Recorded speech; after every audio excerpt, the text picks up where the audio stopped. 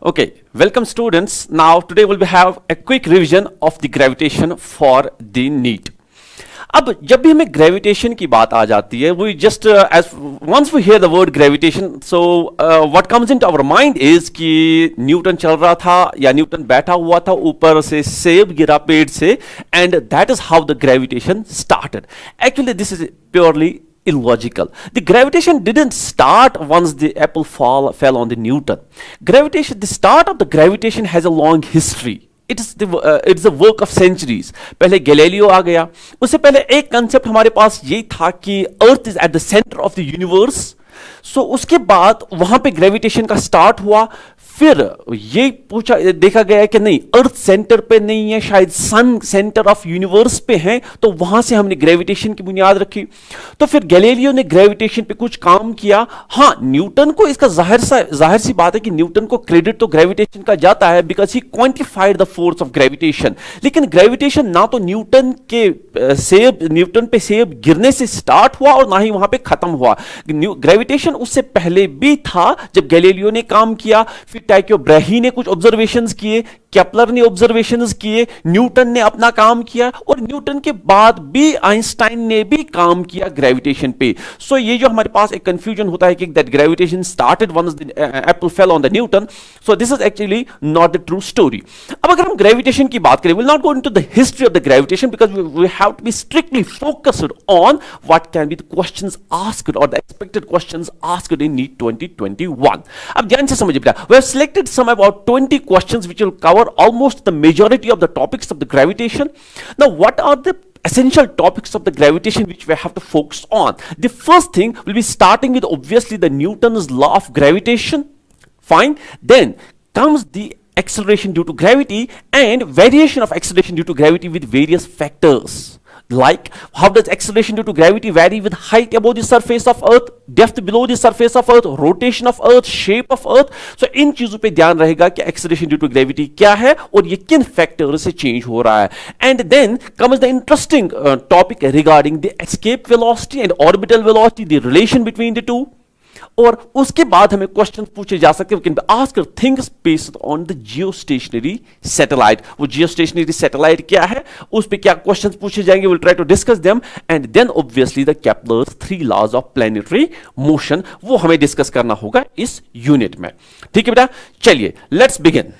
The first one we have the question given is two particles of equal mass m go round a circle of radius r under the action of their mutual gravitation attraction. The speed of each particle is. ध्यान से समझिएगा बेटा बात को.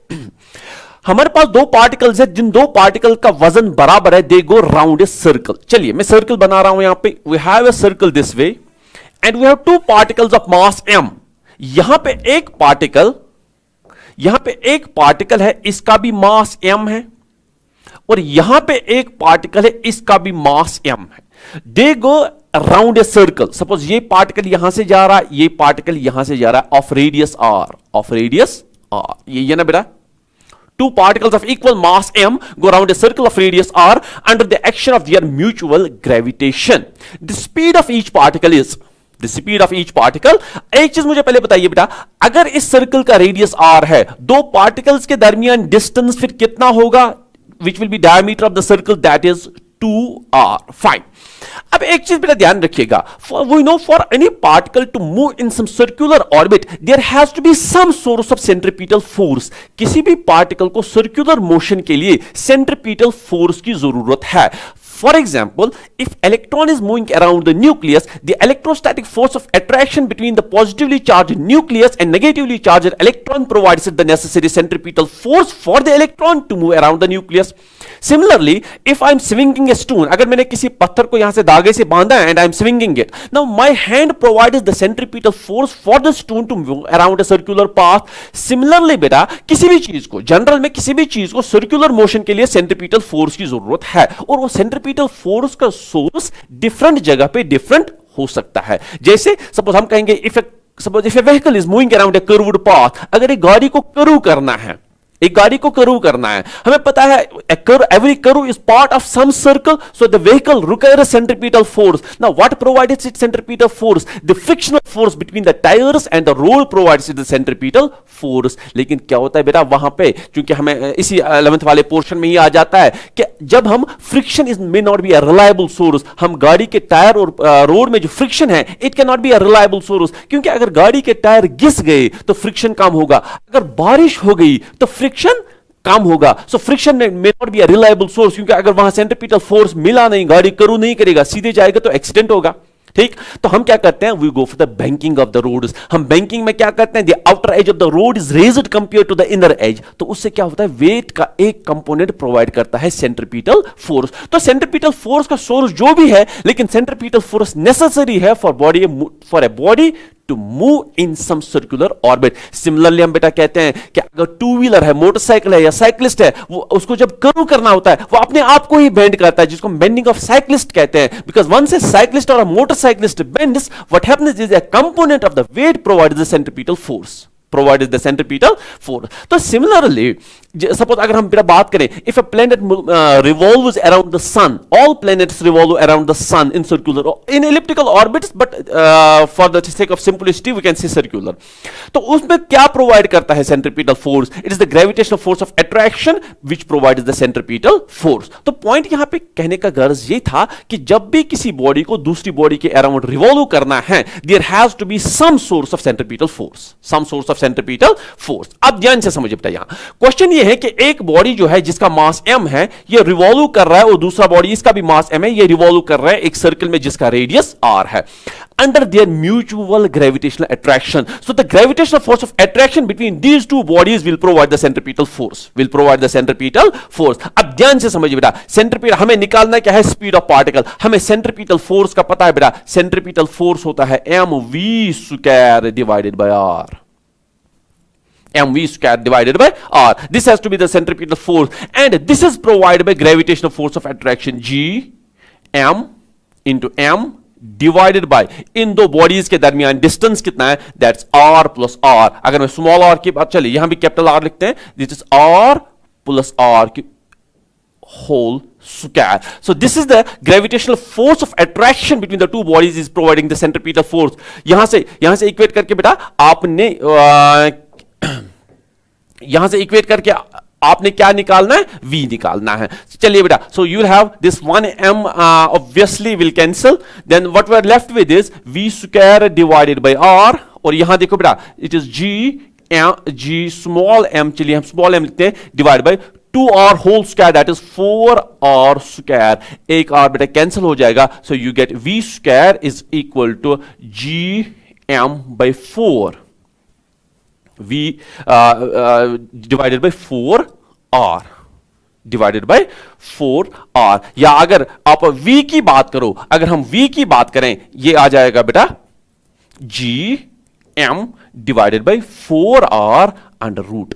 लेकिन अगर आप 4 को रूट से बाहर निकालो, आप लिख सकते हो v is equal to 1/2 under root of gm by r. So this is the velocity with which this body will be moving. V should be equal to 1/2 gm under root of gm by r. So I guess we have there 1/2 under root of gm by r. So this has to be the correct option. तो बेटा इस question में हमने क्या करना था, centripetal force को equate करना था ग्रेविटेशनल फोर्स ऑफ अट्रैक्शन से. ठीक है, तो ग्रेविटेशनल फोर्स ऑफ अट्रैक्शन इनके दरमियान, ये this is Newton's law of gravitation. Because what does Newton's law of gravitation state, that if we have two masses of mass m1 and m2 which are separated by some distance r, the gravitational force of attraction between the two masses will be directly proportional to the product of the two masses and inversely proportional to the square of the distance between them. Obviously then we introduce the constant of proportionality g there, so हमारे पास g m1 m2 by r square, this gives us the quantitative estimation of force between two masses as far as the Newton's law of gravitation is concerned. So this first question done and dusted. Now moving on quickly to the next one. A particle is projected vertically upwards from the surface of Earth of radius r with a speed equal to 1/4 of escape velocity. What is the maximum height attained by it from the surface of अर्थ। बेटा इस escape velocity, इस तरह के questions हमें दो तीन हम discuss करेंगे। सो क्वेश्चन डिस्कस करने से पहले देखो बेटा, अगर हम एस्केप वेलोसिटी और ऑर्बिटल वेलोसिटी की बात करें, बिफोर कि मैं ये क्वेश्चन सॉल्व करूं, एस्केप वेलोसिटी हम बताते हैं बेटा ये वो वेलोसिटी है, क्योंकि हमें पता है अगर हम किसी भी चीज को ऊपर फेंक रहे हैं, ये थोड़ा ऊपर जा रहा है फिर वापस आ रहा है, अगर हम थोड़ा ओवर स्पीड से इसको ऊपर फेंके, ये थोड़ा ओवर हाइट अटेन करेगा फिर वापस आएगा। लेकिन एक स्पीड का वैल्यू ऐसा आ जाएगा कि अगर हम किसी चीज को ऊपर फेंकेंगे, इसको नीचे कौन ला रहा था किसी चीज को, gravitational force of attraction of Earth, क्योंकि हम अर्थ पे अभी बैठे हैं। एक वेलोसिटी का वैल्यू ऐसा आ जाएगा कि अगर हम उस वेलोसिटी से किसी चीज को ऊपर फेंकेंगे, वो फिर सरफेस ऑफ अर्थ पे वापस नहीं आएगा, और उस वेलोसिटी को हम कहते हैं escape velocity. So escape velocity we defined as the minimum velocity required to be given to a body so that it escapes from the gravitational field of earth. तो बेटा एस्केप वेलोसिटी का value जो होता है, या escape velocity का formula हम लिखते हैं under root of 2gm divided by r, क्योंकि ये डिफरेंट प्लैनेट्स के लिए डिफरेंट रहेगा, डिफरेंट बॉडीज के लिए डिफरेंट रहेगा। हम अर्थ की बात कर रहे हैं तो यहां g का वैल्यू तो कांस्टेंट है, मास ऑफ अर्थ भी कांस्टेंट है, रेडियस ऑफ अर्थ भी कांस्टेंट है, इसका वैल्यू आता है 11.2 किलोमीटर पर सेकेंड एस्केप वेलोसिटी। यानी कि अगर हम किसी भी चीज को, और ये इसी को आप लिखते हो ऐसे भी, under root of 2gr, small g is the acceleration due to gravity, क्योंकि हमें पता होता है बेटा g किसके बराबर होता है, gm बाय और स्क्वायर के बराबर। तो अगर इसको यहां पे सबस्टिट्यूट करोगे so will get this thing. तो ये याद रखना, मुझे नेक्स्ट क्वेश्चन में भी ये जरूरत पड़ेगा।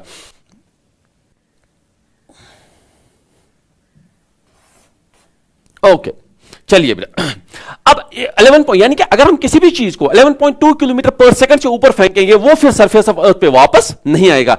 मून पे इसका वैल्यू डिफरेंट होगा, डिफरेंट प्लैनेट्स पे डिफरेंट होगा, हम अर्थ की बात कर रहे हैं। सेकंड इसमें हमें आ जाता है बेटा ऑर्बिटल वेलोसिटी, ये एस्केप वेलोसिटी है। सेकंड इसमें आ जाता है हमें ऑर्बिटल वेलोसिटी, ऑर्बिटल वेलोसिटी। अब ऑर्बिटल वेलोसिटी क्या है, ध्यान से समझ बेटा। ऑर्बिटल वेलोसिटी है कि जब हम किसी चीज को उतनी वेलोसिटी दें कि वो अर्थ की सरफेस पे वापस तो नहीं आएगा, लेकिन इससे दूर भी नहीं जाएगा। So what will happen is, suppose अगर ये अर्थ है, हम इस सरफेस से ऊपर फेंक रहे बॉडी को, सो it will revolve around the, it will orbit around the earth, it will orbit around the earth. So the velocity required to be given to a body so that it orbits around the earth is known as orbital velocity. और इसका value कितना होता है, formula क्या है बेटा इसका, वो है gm by r,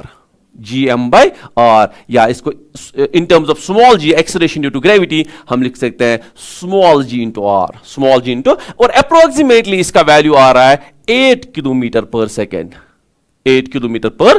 तो अगर हम किसी बॉडी को 8 किलोमीटर पर सेकंड से ऊपर फेंक रहे हैं, ये सरफेस ऑफ अर्थ पे वापस नहीं आएगा, लेकिन दूर भी नहीं जाएगा, it will orbit around the earth, तो अगर 8 किलोमीटर से कम वेलोसिटी से किसी बॉडी को प्रोजेक्ट करेंगे, it will come back to the surface of अर्थ। लेकिन अगर हम किसी चीज को 11.2 किलोमीटर पर सेकंड से, हम अर्थ की बात कर रहे हैं, इससे ज्यादा या इस स्पीड से फेंकेंगे, it will escape from the gravitational field of earth. ये एस्केप वेलोसिटी और ऑर्बिटल वेलोसिटी का है। क्योंकि एक और क्वेश्चन पर मैं यही डिस्कस करूंगा एस्केप वेलोसिटी और ऑर्बिटल वेलोसिटी का, क्योंकि कभी कभार आपको आ जाता है कि एक सैटेलाइट जो है, वो मैंने यहां क्वेश्चंस में मेंशन नहीं किया है, यहां ही मैं डिस्कस करूंगा।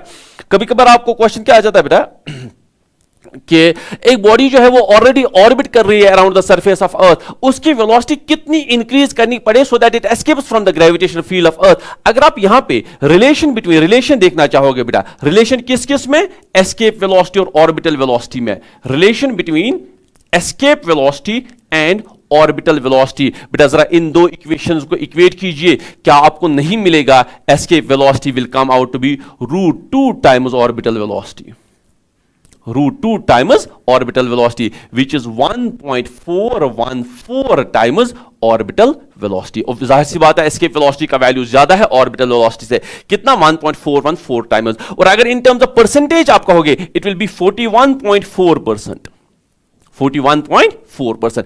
इसका मतलब है अगर कोई बॉडी ऑलरेडी ऑर्बिट कर रही है around the surface of the earth, उसकी वेलोसिटी हमें will have to increase the velocity of the object which is already orbiting around the surface of earth by an amount 41.4% so that it escapes from the gravitational field of earth. तो बेटा ये expressions याद रखिएगा, ये formula याद रखिएगा, relation between escape velocity and orbital velocity. तो अगर हमें किसी बॉडी को एस्केप और ऑलरेडी ऑर्बिट कर रही है around the surface of earth and we have to make it escape from the gravitational field of earth, we have to increase its velocity by an amount of 41.4%। चलिए बेटा अब हम आ जाएंगे अपने क्वेश्चन की तरफ।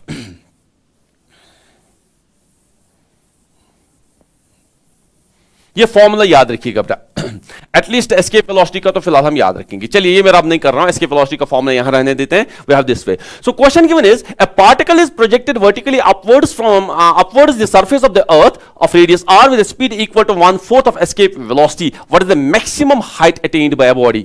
Maximum height attend bye a body. चलिए बेटा यहां देख लीजिए, आपके पास सपोज ये बेटा अर्थ है, ठीक है, ये अर्थ का रेडियस क्या है, अर्थ का रेडियस है r। चलो मैं r e लिखूंगा क्योंकि दो रेडियस लेने होंगे। यहां ये अर्थ है, इसका रेडियस r है। Body is projected vertically upwards, so from the surface of the earth of radius speed equal to 1/4 escape velocity. चलिए यहां पे है सरफेस ऑफ अर्थ से ऊपर, सपोज इसकी हाइट h है, सरफेस ऑफ अर्थ से ऊपर इसकी हाइट h है, ठीक है ना, यहां पे ये बॉडी है। अगर सरफेस ऑफ अर्थ से इसकी हाइट h है, मुझे बताओ सेंटर ऑफ अर्थ से कितना इसका हाइट होगा, सपोज वो r है सेंटर ऑफ अर्थ से। सो जाहिर सी बात है r जो है ना, this is equal to r e plus h, r e plus h। तो क्या है, r is radius of earth, radius of earth से ऊपर एक बॉडी है at a height h above the surface of earth. तो और e प्लस h, इसको मैंने कैपिटल R से नाम दिया है, which is distance of the particle from the centre of अर्थ।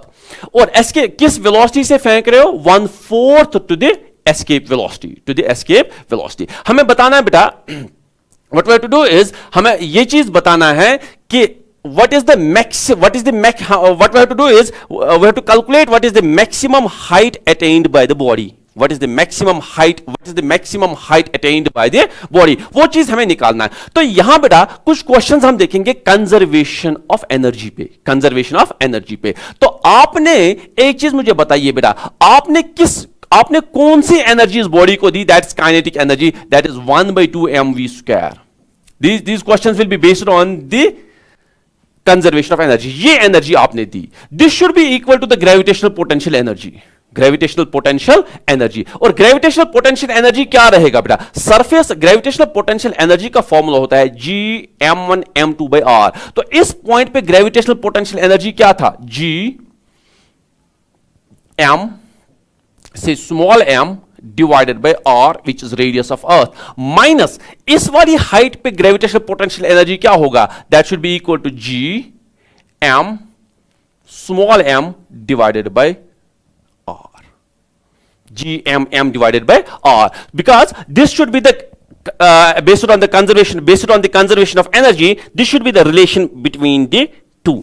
ठीक है बेटा, अब यहां ध्यान रखिए बेटा, अब हमारे पास इक्वेशन में गिवन क्या है, हमारे इक्वेशन में ये वेलोसिटी जो है, this is 1/4 of escape velocity, this velocity is 1/4 of the escape velocity. Escape velocity का फॉर्मूला बेटा v is equal to escape velocity divided by 4, escape velocity divided by 4, this is given, ये दिया हुआ है, with a speed equal to 1/4 of escape velocity. अब escape velocity कितना, मैं लिखूंगा बेटा 1/4, एस्केप वेलोसिटी का वैल्यू क्या है, √2gm/r, 2gm divided by r, ये एस्केप वेलोसिटी ये गिवन है। चलिए बेटा सब्स्टिट्यूट कीजिए, यहां लिखिए, so I will have 1/2 m v², इस चीज को स्क्वायर कीजिए, इसको स्क्वायर कीजिए, सो क्या मिलेगा बेटा, इसको स्क्वायर करके, सो ये बनेगा 1/4 का स्क्वायर आ जाएगा 1/16, और यहां से आ जाएगा बेटा, इसका रूट हट जाएगा, सो इट विल बी 2gm/r। तो इसको स्क्वायर करके बेटा 1/4 का 1/16 आ गया, इसका स्क्वायर और रूट कैंसिल हो जाएगा। This should be equal to, चले यहां से हम कुछ कॉमन निकाल सकते हैं, G capital M small m common निकाल सकते हैं। सो यहां क्या बच रहा है बेटा, 1/re माइनस 1/r, फाइन, ठीक है बेटा। So we'll have, can we have some cancellation is there? अब यहां ध्यान रखिए बेटा, क्या हमें कुछ कैंसिलेशन, कुछ टर्म्स कैंसिल हो सकती है? ये 2 और 2 कैंसिल होगा, ये स्मॉल m GM ये कैंसिल होगा, तो क्या बचा बेटा? आप ध्यान से समझिए, यू हैव 1/16 और 1/16 और जस्ट मेक श्योर कि कोई चीज मिस ना हो जाए। This is equal to 1/RE minus 1/R। तो मुझे R निकालना है बेटा, मुझे R निकालना है। चलिए यहां हम देख लेते हैं, मुझे R निकालना है और E को एक साइड में रखो। सो विल हैव 1/16 ये माइनस 1/R यहां लाऊंगा, this is plus 1/R, this should be equal to 1/RE। So this is R plus 16. This is 1/16 plus 1/R is equal to 1/RE. So what we'll get here is R will come out to be 16. If you solve it, R will come out to be 16/15. 16/15 RE. 16/15. R will come out to be 16/15 RE. R will come out to be 16/15 RE. इसको simplify करके what we'll get is R is equal to 16/15 RE. लेकिन बेटा मुझे R नहीं निकालना, यहां ध्यान से समझिए, यहां 16/15 भी ऑप्शन है, लेकिन यहां कंफ्यूज नहीं होना है। 16/15 ऑप्शन है, लेकिन that is R, that is the distance of the object from the centre of अर्थ। आपने निकालना है distance of height of the object from the surface of the अर्थ, तो आपका H निकालना है। सो R एक्चुअली जो है बेटा, this is equal to RE plus H, RE plus, so this is equal to 16/15 RE। अगर मुझे सिर्फ H निकालना है, H will be 16/15 RE minus RE। So 16/15 minus 1, that has to be 1/15. So H जो है, it will come out to be RE divided by 15. RE divided by 15. So RE divided by 15, यहां पे हमें बेटा सही option मिलेगा, RE divided by 15. So here you have to just take into consideration the law of conservation of energy. Law of conservation of energy. ठीक है बेटा, चलिए moving on to the next one. Okay, good. We are given a mass 6 into 10 to the power of 14 kg, which is actually the mass of the earth, is to be compressed in a sphere in such a way that the escape velocity from its surface is 3 into 10 to the power of 8 meter per second. What should be the radius of earth? बात समझिएगा बेटा, हमें पता है कि surface of Earth पे, इस time पे जहां पे हम अर्थ पे बैठे हैं, एस्केप वेलोसिटी का वैल्यू कितना है? 11.2 किलोमीटर पर सेकेंड। लेकिन जितनी जितनी आप डेंसिटी बढ़ाते जाओगे किसी चीज का, एस्केप वेलोसिटी का वैल्यू बढ़ेगा, एस्केप वेलोसिटी का वैल्यू बढ़ेगा। तभी हम कहते हैं बेटा, अगर हम ब्लैक होल्स की बात करते हैं, हम कहते हैं ब्लैक होल्स के लिए क्योंकि उनकी डेंसिटी इतनी ज्यादा है, एस्केप वेलोसिटी का वैल्यू कितना होता है? वेलोसिटी ऑफ लाइट से ज्यादा, वेलोसिटी ऑफ लाइट से। लेकिन यहां से हमें आइंस्टाइन बताता है कि किसी भी चीज की वेलोसिटी लाइट की वेलोसिटी से ज्यादा नहीं हो सकती है, जिसका दूसरे लफ्जों में यह मतलब हुआ that nothing can escape from the black hole, not even light, not even light. तो यहां आपको ये फिलहाल टेंटेटिवली क्वेश्चन बता रहा है, एक बॉडी का वजन इतना है और ये वजन किसका है? अर्थ का। 6 into 10 to the power of 24 kg is the mass of the earth. You have to compress it into a sphere so that its escape velocity becomes this equal to velocity of light. तो उस sphere का size कितना होना चाहिए, उस sphere का radius कितना होना चाहिए, उस स्फीयर का रेडियस कितना होना चाहिए, यहां ध्यान रखिए बेटा। ये सिंपल सा एक क्वेश्चन है। एस्केप वेलोसिटी का फॉर्मूला हमारे पास होता है √2gm डिवाइडेड बाय r, ठीक है ना। What if v is escape velocity, g is universal gravitation constant, m is mass of earth or mass of the body, अगर हम जनरल बात करें, mass of the body, r is radius of the body। चलो फिर मैं e अगर नाम भी लिखूं, चलिए अगर मैं e नाम भी लिखूं, मैं escape velocity का वैल्यू लिखता हूं √2gm/r। आपने r निकालना बेटा, स्क्वायर कीजिए दोनों साइड से, you will get v square is equal to 2gm/r। आपको रेडियस निकालना है ना, उस स्फीयर का रेडियस क्या होगा, तो रेडियस कितना होगा बेटा? Radius you will gate 2gm divided bye v square, 2gm divided bye v square. Values दीजिए बेटा, 2 जी का वैल्यू हमें पता है ऐसा यूनिट्स में 6.67 into 10 to the power -11। Obviously अगर यूनिट्स भी देखोगे it should be newton metre square per kilogram square. Anyways ऐसा यूनिट्स में हम सारी चीजें ले रहे हैं। इंटू मास ऑफ अर्थ दिया हुआ है बेटा 6 into 10 to the power of 24 divided by square of the escape velocity. Escape velocity क्या चाहिए आपको? 3 into 10 to the power 8, 3 into 10 to the power of 8 square. तो जब हम बेटा इसको सिंप्लीफाई करेंगे what you will get is it would tentatively come to be 9 into 10 to the power of -3 metre. 9 into 10 to the power of -3 meter, which is actually 9 millimeter. Which is actually 9 millimeter. So 9 millimeter has to be the correct option. तो बेटा escape velocity का वही formula जो पहले ही मैंने discuss किया है वही हम यहां यूज करेंगे and will get the radius of the sphere having this much of a mass and this being the escape velocity. ठीक है बेटा, चलिए moving on to the next one we have this way. Which of the following statements are true about acceleration due to gravity? About acceleration due to gravity. हमें पता बेटा acceleration due to gravity, it is the acceleration with which a particle comes towards the surface of earth. यानी कि suppose अगर मैं surface of earth पे है, अगर मैं ये पेन नीचे फेंक, अगर मैं ये पेन सिर्फ ड्रॉप कर रहा हूं, does it come down with a constant velocity? No, it doesn't come down with a constant velocity. यानी कि अगर मैं ये पेन नीचे छोड़ रहा हूं, क्या ये पेन नीचे जाते हुए constant velocity से चलेगा? नहीं चलेगा. Its velocity will increase, यानी कि it will accelerate. And वो acceleration कितना होता है? On the surface of earth 9.8 metre पर सेकंड स्क्वायर, जिसको आप acceleration due to gravity कहते हो. लेकिन वो acceleration due to gravity का वैल्यू जो है बेटा वो constant नहीं रहता है. On the surface of earth it is constant. Once you move above the surface of earth it will change. Once you move below the surface of earth it will change. Once you move from equator to pole it will change. It will also change with the rotation of earth. It will also change with the rotation of, so variation of g पे बहुत ज्यादा chances होते हैं सवाल पूछने के, और इस पे हमने यहां भी एटलीस्ट 3 से 4 सवाल यहां भी रखे हैं वेरिएशन ऑफ जी पे. पहले इस वाले क्वेश्चन पे फोकस करेंगे. Which of the following statements is true about the acceleration due to gravity? The g decreases moving away from the center if r is greater than r. This has to be increased क्योंकि दो option same आ गए. There is some typographical error. This increases. Then g is 0 at the center of earth and g decreases if earth starts rotating. अगर बेटा क्योंकि मैंने आपको कहा कि इसमें हम 3-4 सवाल देखना चाहते हैं. अगर मैं ये ग्राफ फॉर्म में प्लॉट करूं, अगर मैं यहां ग्राफ फॉर्म में प्लॉट करूं, ध्यान से समझिएगा बेटा बात को. अगर मैं इस वाली एक्सिस से एक्सेलरेशन ड्यू टू ग्रेविटी दिखाऊं और यहां से distance from the centre of अर्थ दिखाऊं, डिस्टेंस, ये सेंटर ऑफ अर्थ है डिस्टेंस, और सपोज यहां पे है दिस इज सरफेस ऑफ अर्थ.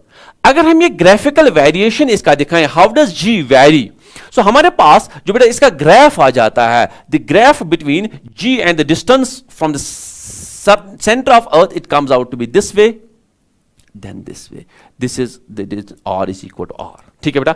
अब देख लीजिए, from centre to surface of earth g is directly proportional to r. So from center to surface of the earth g increases with the distance from center of earth, but at the center of earth, at the surface of earth g becomes maximum. G becomes maximum. तो acceleration due to gravity का value maximum है on the surface of earth. Once we go above the surface of the earth, once the distance increases above the surface of earth, ये वाला portion, you will see G is inversely proportional to R. G is inversely proportional to R. तो यहां देख, आप जरा बेटा options में देख लीजिए. पहला ऑप्शन है G decreases in moving from the center of earth if R is greater than R. अगर डिस्टेंस रेडियस ऑफ अर्थ से ज्यादा है फिर जी डिक्रीज होगा. हां, अगर रेडियस ऑफ अर्थ से ज्यादा है तो जी डिक्रीज होगा. Second is g increases if r is greater than r. नहीं, if r is greater than r, acceleration due to gravity decreases. यानी कि अगर डिस्टेंस सेंटर ऑफ अर्थ से रेडियस ऑफ अर्थ से ज्यादा है, which means above the surface of earth, acceleration due to gravity will decrease. So ये वाला part तो सही है, ये तो गलत है. g is 0 at the center of earth. हाँ, at the center of earth acceleration due to gravity is 0. So ये पार्ट भी सही है. फिर g decreases if earth stops rotating. If earth stops, नहीं, if on its axis, if earth stops rotating, g will not decrease. Rotation of earth के लिए भी अगर हमारे पास एक्सप्रेशन है that is g is equal to g dash into 1 minus omega square और cos square lambda cos square. So अगर earth rotate करना स्टॉप भी करेगा, अगर अर्थ रुक भी जाएगा, ओमेगा 0 होगा, so g dash will be equal to g, it will not decrease, it will become equal to g. हां, अगर ये ओमेगा बढ़ जाएगा फिर जी कम होगा, लेकिन अर्थ के स्टॉप होने से ओमेगा 0 बनेगा। So if earth stops omega is 0, so g dash will be equal to g, g dash will be equal to g. तो ये तो सही नहीं है, क्योंकि ये कह रहा था g decreases if earth stops rotating. नहीं, अगर अर्थ रोटेट करना स्टॉप भी करेगा, जी डिक्रीज नहीं होना है, जी तो मैक्सिमम वैल्यू बनेगा फिर जी के बराबर, जी डैश का वैल्यू जी के बराबर बनेगा। So first and third part, A and C is correct, A and C, so this has to be the correct option as far as the variation of G is concerned. ठीक, चलिए बेटा, moving on to the next one we have, okay, the intensity of gravitational field at a point situated at a distance of 8,000 km from the center of Earth is, you are given some values, is 6 Newton per kg, and you are given some distance of 8,000 km. The gravitational potential at that point in Newton meter per kg will be. Essentially बेटा इस question में हमें gravitational potential और gravitational field intensity की relations पता होना चाहिए, दोनों का आपस में क्या रिलेशन है वो भी पता होना चाहिए, because this is almost analogous to the electrostatics. अगर हम बेटा इंटेंसिटी ऑफ ग्रेविटेशनल फील्ड की बात करें, इंटेंसिटी की बात करें, वो होता है G M by R square. जैसे इलेक्ट्रिक फील्ड इंटेंसिटी होता है is equal to K Q by R square, यहां ग्रेविटेशनल फील्ड इंटेंसिटी है G M by R square. अगर आप ग्रेविटेशनल पोटेंशियल की बात करो, that is minus G M by R, minus G M by, जैसे आपको इलेक्ट्रोस्टैटिक्स में होता है electric potential is equal minus K Q by R, वहां इलेक्ट्रोस्टैटिक फोर्स कांस्टेंट के है, यहां यूनिवर्सल ग्रेविटेशन कांस्टेंट जी है, वहां आप चार्ज की बात करते हो, यहां मास की बात करते हो, और आर तो है ही। The only difference between as far as the electrostatics and gravitation is concerned, because there will be too many things which will be analogous to each other, is that as far as the electrostatic force is concerned, you will have two types of force, attraction or repulsion, depending upon the polarity of charges. But unlike electrostatics and gravitation, we have only one kind of force, that is attraction, because there is no sense of polarity in masses. Masses में कोई types नहीं है कि positive mass, negative mass. So there is only one type of gravitational force, that is attraction. Unlike gravitation, in electrostatics we have attraction as well as repulsion, depending upon the polarity of charges. चलिए बेटा, अगर आप यहां relation देखना चाहोगे, यहां relation अगर इन दोनों के बीच में आप बेटा रिलेशन देखना चाहोगे, what you will get is, अगर you will have Ig, this should be equal to, then you can write it this way, Gm by R into R. तो Gm by R इस वाले पोर्शन के बदले आप potential लिख सकते हो, लेकिन minus time, so Ig will be equal to minus V divided by R, या V will be equal to minus Ig into R, Ig into ये एक्सप्रेशन बेटा बाकी क्वेश्चंस में भी हमें जरूरत पड़ेगा, which is the expression between the gravitational potential and gravitational field intensity. Gravitational field intensity का ये इक्वेशन है, ग्रेविटेशनल पोटेंशियल का हमारे पास ये इक्वेशन है, और इन दोनों के दरमियान जो रिलेशन है वो ये रहेगा, V is equal to minus Ig by R। आप तो कुछ करना ही नहीं है, क्वेश्चन देखो क्या है, the intensity of gravitational field, आप इंटेंसिटी दिया हुआ है, डिस्टेंस भी दिया हुआ है, आपने ग्रेविटेशनल पोटेंशियल निकालना है, तो जाहिर से बता बेटा पोटेंशियल है माइनस टाइम्स, बताओ ग्रेविटेशनल फील्ड इंटेंसिटी कितना है, Ig 6 इंटू डिस्टेंस कितना है 8000 किलोमीटर, 8000 किलोमीटर मींस 8 इंटू 10⁻⁶, मतलब मीटर्स, ऐसा यूनिट्स की मैं बात कर रहा हूं, ये अगर मीटर्स में लोगे सो ऐसा यूनिट्स की मैं बात कर रहा हूं, सो will have minus 8, this is 48 into 10⁻⁶, minus times 48 into 10⁻⁶, या अगर आप 4.8, क्योंकि ऑप्शंस में इसने लिखा है, so you can have minus 4.8 into 10⁵, ऐसा यूनिट्स में, इन यूनिट्स में जो इसने वहां से दिए हैं ये यूनिट्स में minus 4.8 into 10⁻⁵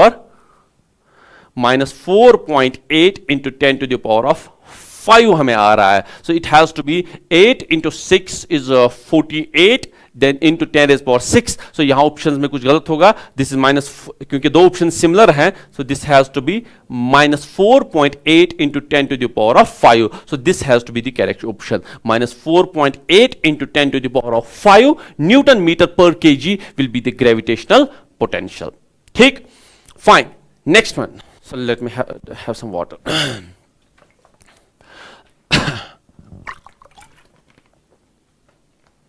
Okay, swiftly moving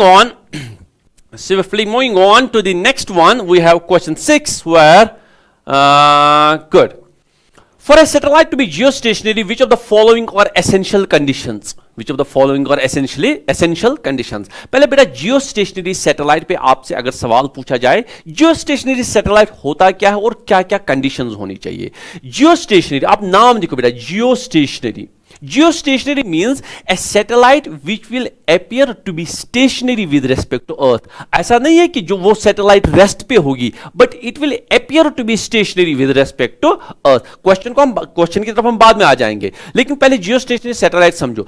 क्योंकि अब अगर बेटा सपोज अगर earth, for the sake of argument, अगर अर्थ रेस्ट पे होता, यहां मैंने एक सैटेलाइट रखा था वो भी रेस्ट पे था, तो ये जियोस्टेशनरी था. लेकिन अर्थ रेस्ट पे नहीं है, Earth is revolving around the sun in an elliptical orbit. But apart from revolution, Earth is also rotating about its own axis. Earth is also rotating about its own axis, and the rotation of Earth is from west to east. Rotation of Earth is, क्योंकि अगर ये चीज rotate कर रहा है, अब दो चीजें रोटेट करने हैं, या तो ऐसे करेंगे ईस्ट टू वेस्ट, या तो वेस्ट टू ईस्ट करेगा. Earth is rotating about its axis from west to east. अब अगर किसी सैटेलाइट को which has to appear to be stationary with respect to Earth, क्या होना चाहिए, जिस डायरेक्शन में अर्थ रोटेट करे इसको भी इसी डायरेक्शन में रोटेट करना है, और जिस टाइम पीरियड या फ्रीक्वेंसी से अर्थ रोटेट करे इसी से इसको भी रोटेट करना है. सो ए satellite which appears to be rest with respect to the Earth is known as geostationary satellite. Geostationary satellite की कुछ कंडीशंस होती है. वो कंडीशंस अगर हम की बात करें, जैसे जियोस्टेशनरी सैटेलाइट का टाइम पीरियड क्या होना चाहिए बेटा, सपोज अगर वो चाहे वो क्वेश्चन में है कि नहीं, जियोस्टेशनरी सैटेलाइट का टाइम पीरियड होना चाहिए 24 our, because it should be the time period of geostationary satellite has to be same as that of the rotation of Earth, that is 24 hours.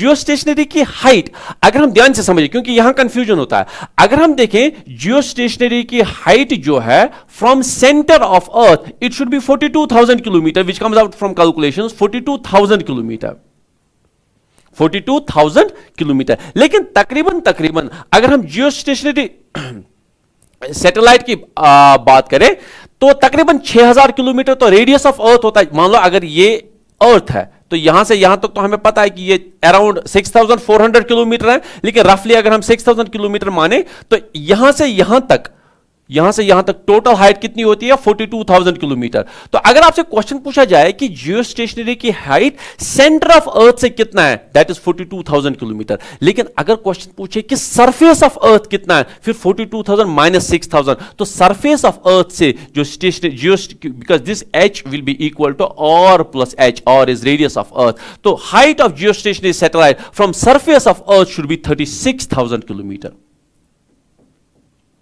ठीक है बेटा.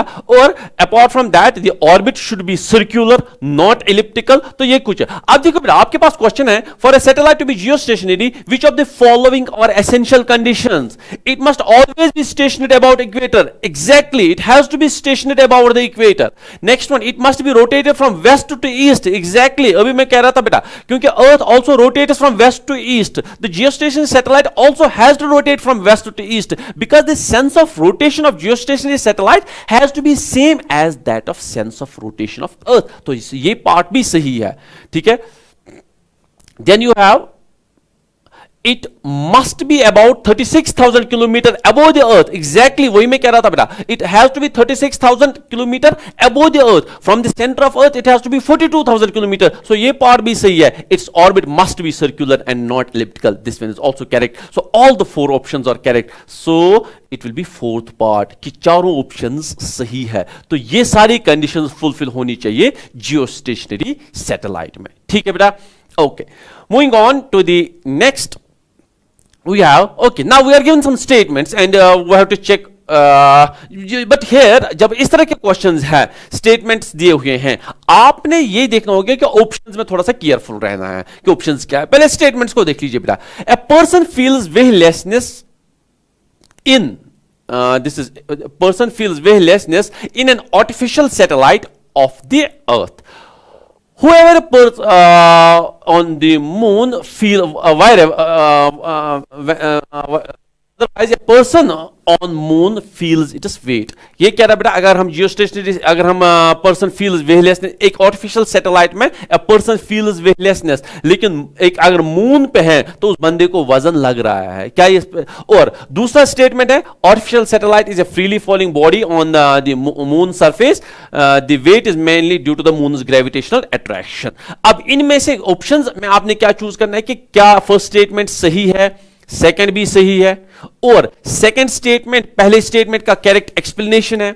सेकंड ऑप्शन इज कि पहला statement सही है, दूसरा स्टेटमेंट भी सही है, लेकिन दूसरा स्टेटमेंट पहले स्टेटमेंट की एक्सप्लेनेशन नहीं है। सिमिलरली तो तीसरा स्टेटमेंट है कि पहला स्टेटमेंट सही है, दूसरा गलत है। चौथा है कि पहला स्टेटमेंट गलत है, दूसरा स्टेटमेंट सही है। पहले देखें बेटा कि पहला स्टेटमेंट सही है कि नहीं।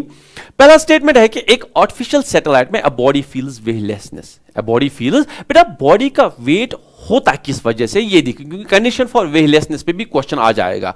बॉडी का वेट होता है, it is the force with which the body is attracted towards the centre of earth, towards the centre of earth. If for a freely falling body, for a freely falling body there will be no weight, it will be a condition of weightlessness, it will be a condition for weightlessness. That is the reason why in an artificial satellite a person will feel weightlessness. तो पहले statement का ये तो ठीक है, person feels weightlessness in an artificial satellite। दूसरा क्या है, but a person on moon which is a natural satellite feels his weight। हाँ, अब अगर कोई बेटा मून पे है, वहां उस बंदे को वजन दिखेगा, उसका वजन एक्सपीरियंस होगा उसको, क्योंकि देखो अगर हम सरफेस ऑफ अर्थ पे हैं, the weight of the body is the force with which we will be attracted towards the centre of अर्थ। और अगर हम मून पे हैं, the weight of the body will be the force with which we will be attracted towards the centre of moon. हाँ, moon पे weight कम हो सकता है अर्थ से, लेकिन वेट तो होगा। तो पहला स्टेटमेंट तो सही है। दूसरी स्टेटमेंट क्या है, वे पहले स्टेटमेंट की एक्सप्लेनेशन है क्या नहीं वो देखना है।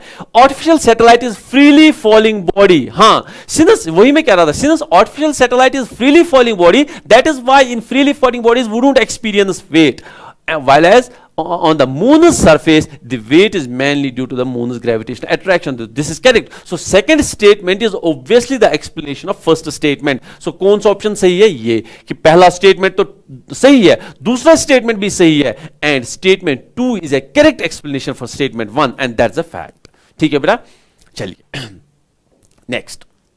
Once again we are given some statements. Statement 1 is moon cannot be used as a satellite for communication. आप मून को as a satellite for communication use नहीं कर सकते हो। क्या सही है या गलत, लेकिन पहले दूसरा स्टेटमेंट देखिए। Statement second is moon doesn't move in the equatorial plane of Earth. Moon doesn't move in the equatorial plane of Earth, क्योंकि जब भी बेटा हम जियोस्टेशनरी सैटेलाइट्स की बात करें या उन सैटेलाइट्स की बात करें जिनको हम यूज करें फॉर कम्युनिकेशन, कम्युनिकेशन में क्या होता है एक्चुअली बेटा, हम उस सैटेलाइट को, आर्टिफिशियल सैटेलाइट्स नॉर्मली जो हम करते हैं, उस सैटेलाइट्स को रेडिएशंस भेजते हैं, वो सैटेलाइट उन रेडिएशंस को वापस कस्टमर्स तक पहुंचा देता है। This is essentially the essence of the communication, satellite communication to be precise. तो मून को हम क्या यूज कर सकते हैं as satellite for satellite communication? No, because for a satellite to be used for satellite communication, it has to move in move in the equatorial plane of earth. Now since moon doesn't move in equatorial plane of earth, so we cannot use moon as this satellite for communication. So statement first and second both are correct, and statement second is the correct explanation for first. So option first यहां भी सही होगा बेटा, ठीक है। चलिए next. If suddenly the gravitational force of attraction between the earth and a satellite revolving around becomes zero, then what will happen? then what will happen? Will it move? Will it continue to move in its orbit with same velocity? Move tangentially with the same velocity, become stationary in its orbits, move towards the Earth. अब एक चीज बेटा मुझे बताओ, ये कह रहा आपको, सपोज आप ऐसे देखो, if I am swinging a stone, मैंने एक रस्सी से किसी पत्थर को बांधा और मैं ऐसे घुमा रहा हूं. If suddenly the because see gravitational force of attraction is providing the other centripetal force.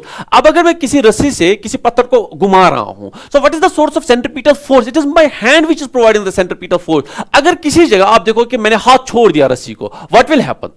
क्या वो पत्थर जो है फिर से सर्कुलर मोशन में कंटिन्यू करेगा? नहीं. अगर मैंने जहां पे मैंने छोड़ा वो वहीं से सीधे चला जाएगा. It means if the source of centripetal force for a body revolving in a circle it ceases to exist, the body will move tangentially. The body will move whatever may be the source of centripetal force. जैसे यहां भी अगर एक body और satellite है, suppose ये कोई अर्थ है और ये इसका सैटेलाइट है, ये इसके अराउंड घूम रहा है. अगर सपोज वो सैटेलाइट यहां पे था, अचानक से gravitational force, hypothetically gravitational force zero बन गया, सो क्या होगा कि ये बॉडी सीधे जाएगी टेंजेंशियली. ठीक है ना बेटा? So the body will move tangentially to the original orbit with same velocity. ठीक है ना? So whenever the source of centripetal force ceases, the body will move tangentially to the orbit. Okay. The kinetic energy needed to project a body of mass m from the Earth's surface to infinity is, from the Earth's surface to infinity is, kinetic, आपको कितनी kinetic energy चाहिए? देखो हमें कितनी velocity चाहिए body को infinity तक ले जाने के लिए, उसको हम एस्केप वेलोसिटी कहते हैं. उसका वैल्यू भी हमें पता है कितना है, 11.2 किलोमीटर पर सेकेंड. लेकिन अब आपको कह रहा है कि काइनेटिक एनर्जी कितनी चाहिए. बेटा कंजर्वेशन ऑफ एनर्जी है, आपको कितनी काइनेटिक एनर्जी चाहिए एक बॉडी को सरफेस ऑफ अर्थ से, एक सरफेस ऑफ अर्थ से इन्फिनिटी तक ले जाने के लिए. सरफेस ऑफ अर्थ पे ग्रेविटेशनल पोटेंशियल कितना है? GMM डिवाइडेड बाय R, और E लिखो रेडियस ऑफ अर्थ. इन्फिनिटी पे कितना है? 0. So this has to be, the kinetic energy has to be equal to the difference of potential energy. Infinity पे तो पोटेंशियल एनर्जी 0 है, सरफेस ऑफ अर्थ ये है, इन दोनों को इक्वेट करना है अपना. So kinetic energy will be equal to GM by R. GM by R. तो ये सही ऑप्शन होना चाहिए. चलिए अभी इसने ऑप्शंस क्या दिया है, इन टर्म्स ऑफ स्मॉल जी दिया है, तो वो भी हमें पता होना चाहिए बेटा. हमें पता है small g is equal to GM by R square. GM by R square. तो अगर यहां GM आप लिखोगे, GM इस इक्वेशन से देखो, GM it will be small g into R square, small g into R square. तो देखो बेटा क्या आ जाएगा. So you will have kinetic energy, kinetic energy has to be equal to G और M के बदले मैं लिखूंगा G R square. So this has to be gravitational potential energy, इसके साथ स्मॉल m भी है. So this G should be equal to GM by R square. So GM should be GM. Okay. So this will be GR square into small m divided by R. एक R cancel हो जाए. So kinetic energy has to be equal to mgr. So this much of kinetic energy will need to be given to a body to escape from the gravitational field of Earth or for a body to move to infinity. अब देखो बेटा हमने किया क्या, question था the kinetic energy required to project a body of mass m from Earth's surface to infinity is. तो आपने body को काइनेटिक एनर्जी दिया, यही आपने निकालना है. This will be equal to difference in the potential energy. Surface पे potential energy कितना होगा, GMM by R, और इंफिनिटी पे 0 होगा. तो kinetic energy will be equal to GMM by R. अब चूंकि ऑप्शंस डिफरेंट फॉर्म में थे तो हमने इस कैपिटल G को in terms of small g लिखा. What will get is small g is equal to GM by R square. Obviously we reshuffle the equation, so the kinetic energy comes out to be equal to mgr. So कौन सा option सही है, mgr. So this option has to be the correct one. चलिए बेटा, moving on to the next one, again we have the change in the value of g at a height h above the surface of Earth is the same as the depth d below the surface of Earth when both d and h are much smaller than the radius of Earth. Then which one of the following equations is correct? But again the question is based on variation of g due to height and depth below the surface of Earth. अगर मैं बेटा equation लिखूं, आपके पास जब हम height की बात करते हैं, variation of g with height above the surface of Earth, g is equal to 1 - 2h by R. 1 minus 2h provided height above the surface is much less than the radius of the earth, जो कि condition यहां दिया हुआ है, much smaller than the, तब हम ये चीज यूज कर सकते हैं. gh is height at the acceleration due to gravity at a height h above the surface of earth. g is on the surface of earth, h is height above the surface of earth or is radius of earth. Similarly, अगर हम if we go below the surface of earth, the acceleration due to gravity at a depth d below the surface of the earth, it has to be g into 1 minus d by r. 1 minus d by r. This is acceleration due to gravity at a height h above the surface of earth. This is acceleration due to gravity at a depth d below the surface of earth. आप बेटा simple सा question आपके पास है, आपको कहा जा रहा है कि अगर g h और g d बराबर है, यानी कि उतना ही acceleration due to gravity height h पे है जितना acceleration due to gravity depth d पे है. ये चीजें जब पॉसिबल होगी, इन दोनों को इक्वेट करो, सारी चीजें बराबर है, सारी चीजें बराबर है बेटा, टाइम वेस्ट नहीं करना है. यहां 2h है, यहां d है, essentially 2h should be equal to D. यही करेक्ट ऑप्शन होगा. आप तो बेटा दोनों इक्वेशन की तरफ देख लीजिए, ये हाइट के लिए इक्वेशन है, ये डेप्थ के लिए इक्वेशन है. आपको वहीं से बताया जा रहा है कि the value of g at a height above the surface of Earth is same at a depth b, यानी कि g h is equal to g d. देखो जी एच कॉमन है और भी सेम है, यानी कि यहां 2h है, यहां d है, so 2h should be equal to d. 2h should be equal to d. This has to be the correct option. बात खत्म. ठीक है बेटा. So this question was essentially based on variation of g with height h and depth d below the surface of earth. Okay.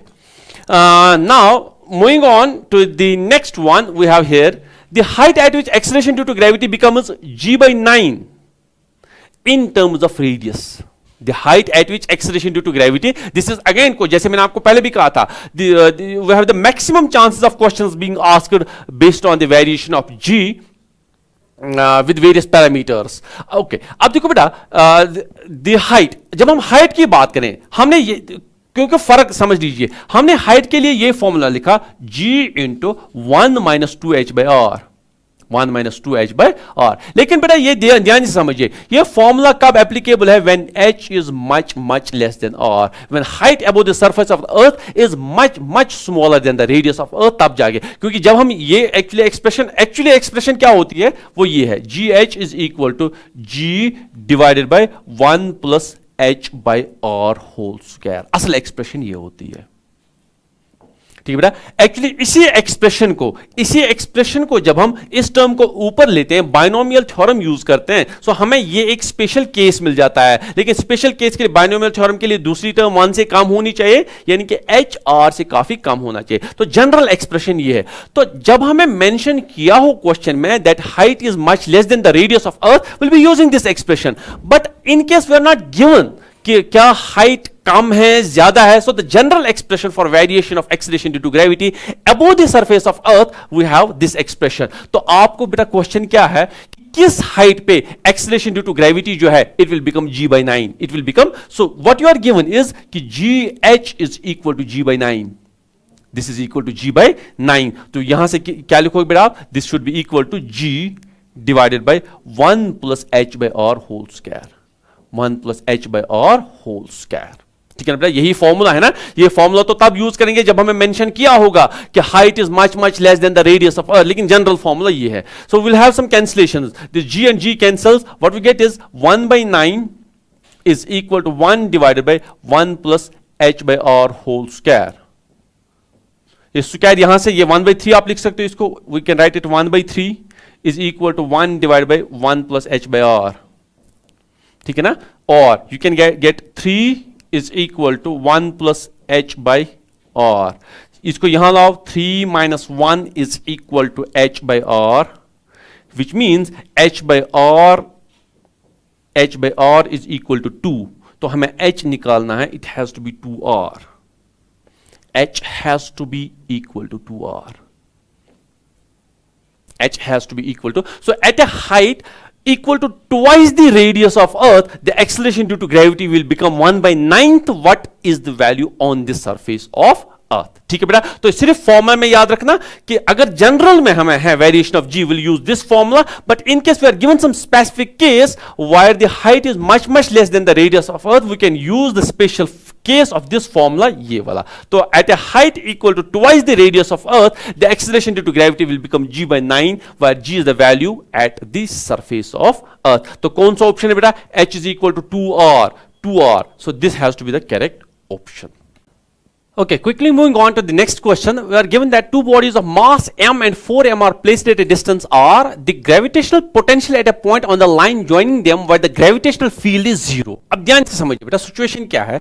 This question is actually based on the relation between the gravitational potential and gravitational field intensity. हमारे पास बेटा situation है कि एक मास यहां पे है, इस body का वजन m है, एक और बॉडी है जिसका वजन है 4m. ठीक है, और इनके दरमियान डिस्टेंस जो है वो डिस्टेंस r है. ये सिचुएशन हमें दी हुई है कि बॉडीज के दरमियान डिस्टेंस r है.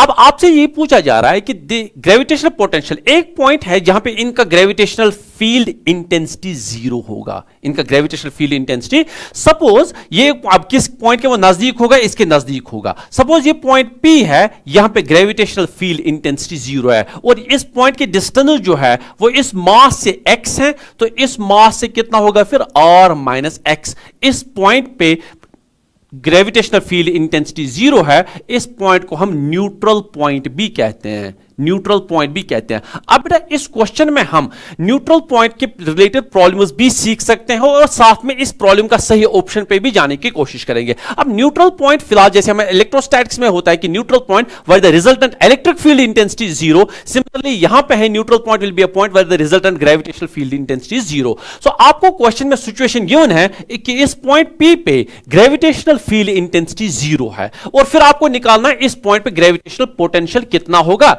ये हमारे पास ऑप्शंस हैं. तो पहली बात तो यह है बेटा, ध्यान से समझिएगा बात को, कि इस पॉइंट, ये पॉइंट P, कभी कभार क्या क्वेश्चन आ सकता है कि इस पॉइंट P की आप डिस्टेंस बताओ इस मास से कितना होगा, यानी कि आपको x निकालना होगा. कभी आपको बताना होगा इस न्यूट्रल पॉइंट की डिस्टेंस जो है इस वाले मास से कितना होगा. सो अगर हम डिस्टेंस ऑफ न्यूट्रल पॉइंट निकालने की कोशिश करें, वो आप कैसे करोगे बेटा? यहां पे इसका ग्रेविटेशनल फील्ड इंटेंसिटी कितना होगा? gm/r square, g into m divided by r square, यानी कि मैं लिखूंगा x square. This should be equal to g into इस बॉडी का वजन कितना है 4m डिवाइडेड बाय डिस्टेंस कितना है r माइनस x स्क्वायर. तो ये बेटा बराबर होना चाहिए. यही तो न्यूट्रल पॉइंट है, यही तो कंडीशन गिवन है.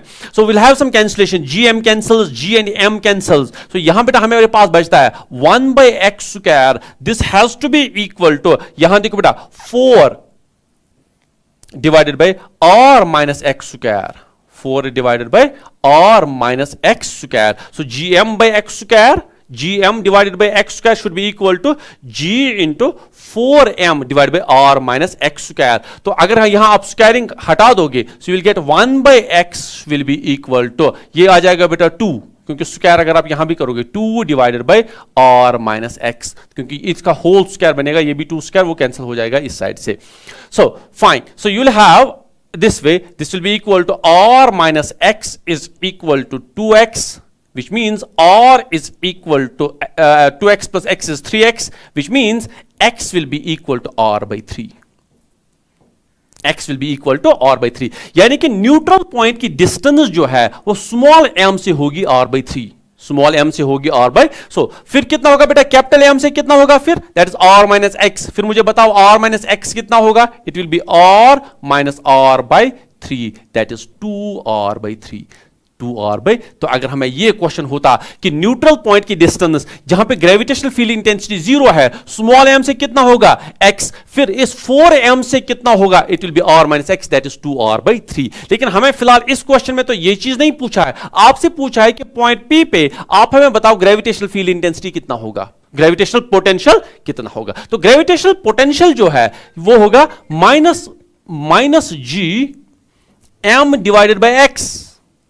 इस पॉइंट की वजह से gravitational potential minus G M divided by R minus X, divided by R minus X. इसको बेटा सिंप्लीफाई करो, will get sorry this is G से m1 m2 अगर हम लिखें m1 m2, सो इट इज माइनस जी m1 वो स्मॉल m है divided by x minus G m2 के बदले 4m है divided by r minus x. So you will have this minus g m divided by x के बदले कितना है बेटा r/3 minus g into 4m divided by r minus x कितना है 2r/3। तो अगर हम इसको यहां थोड़ा सा सिंप्लीफाई करने की कोशिश करेंगे will reach to the correct option. बेटा इसमें कॉमन क्या निकलेगा, you will have minus G M common निकलेगा और ये 3 ऊपर जाएगा इंटू 3, सो 3gm/r कॉमन निकला। सो यहां 1 प्लस, क्योंकि इसका माइनस मैंने ऑलरेडी बाहर निकाला है, plus 4/3, so 1 plus 4/2, so that is 2. Okay, now this will be equal to 2 gm divided by r. 2 plus 1 is 3, 3 into 3 is 9, so this is minus gm into 9 divided by r. या आप लिख सकते हो minus 9gm divided by r. So minus 9gm divided by r has to be the correct option. चलिए बेटा, moving on to the next one.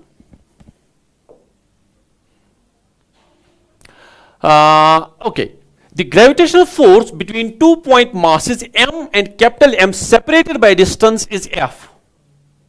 चलिए पहले ये देख लेते हैं। You have gravitational force between two masses. This is a mass small m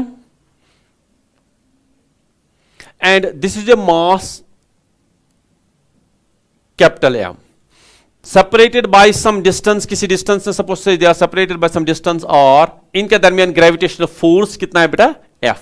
Now what if a point mass of 2m is placed next to m in contact with it. अब क्योंकि इन दोनों के दरमियान फोर्स कितना है बेटा, इन दोनों के दरमियान फोर्स क्या है, इन दोनों के दरमियान फोर्स क्या है, वो F है। अब आप क्या काम कर रहे हो, इस ये जो मास था इसके साइड में एक और मास रख रहे हो 2m, जो रेड और 2m। अब आपको बताना है the force on m due to m and total force on m will be, कि जब पहले स्मॉल m और कैपिटल M ही थे। चलिए let me make this revised one, let's make the figure again. आपसे सिचुएशन है बेटा कि आपके पास एक बॉडी है जिसका मास m है, यहां पे एक और बॉडी है जिसका मास 2m है, ठीक है। इनके दरमियान मान लो डिस्टेंस कितना है r, और इनके दरमियान फोर्स जो है फोर्स F है, ठीक है। इसके बाद आप क्या कर रहे हो, अब इस वाली बॉडी के पास तो सिचुएशन ये थी, ये m है, यहां पे 2m है, ठीक है ना, डिस्टेंस वही है r, आप कोई चीज चेंज नहीं कर रहे हो, डिस्टेंस वही है r, ये m है, ये 2m है, डिस्टेंस वही है। लेकिन अब आपने क्या काम किया, आपने एक एडिशनल मास यहां रखा 2m, एक एडिशनल मास आपने रखा 2m, एक एडिशनल मास आपने रखा 2m। अब आपको बताना है कि सॉरी ये this is capital M, this one is capital M, small m and capital M, this one is again capital M।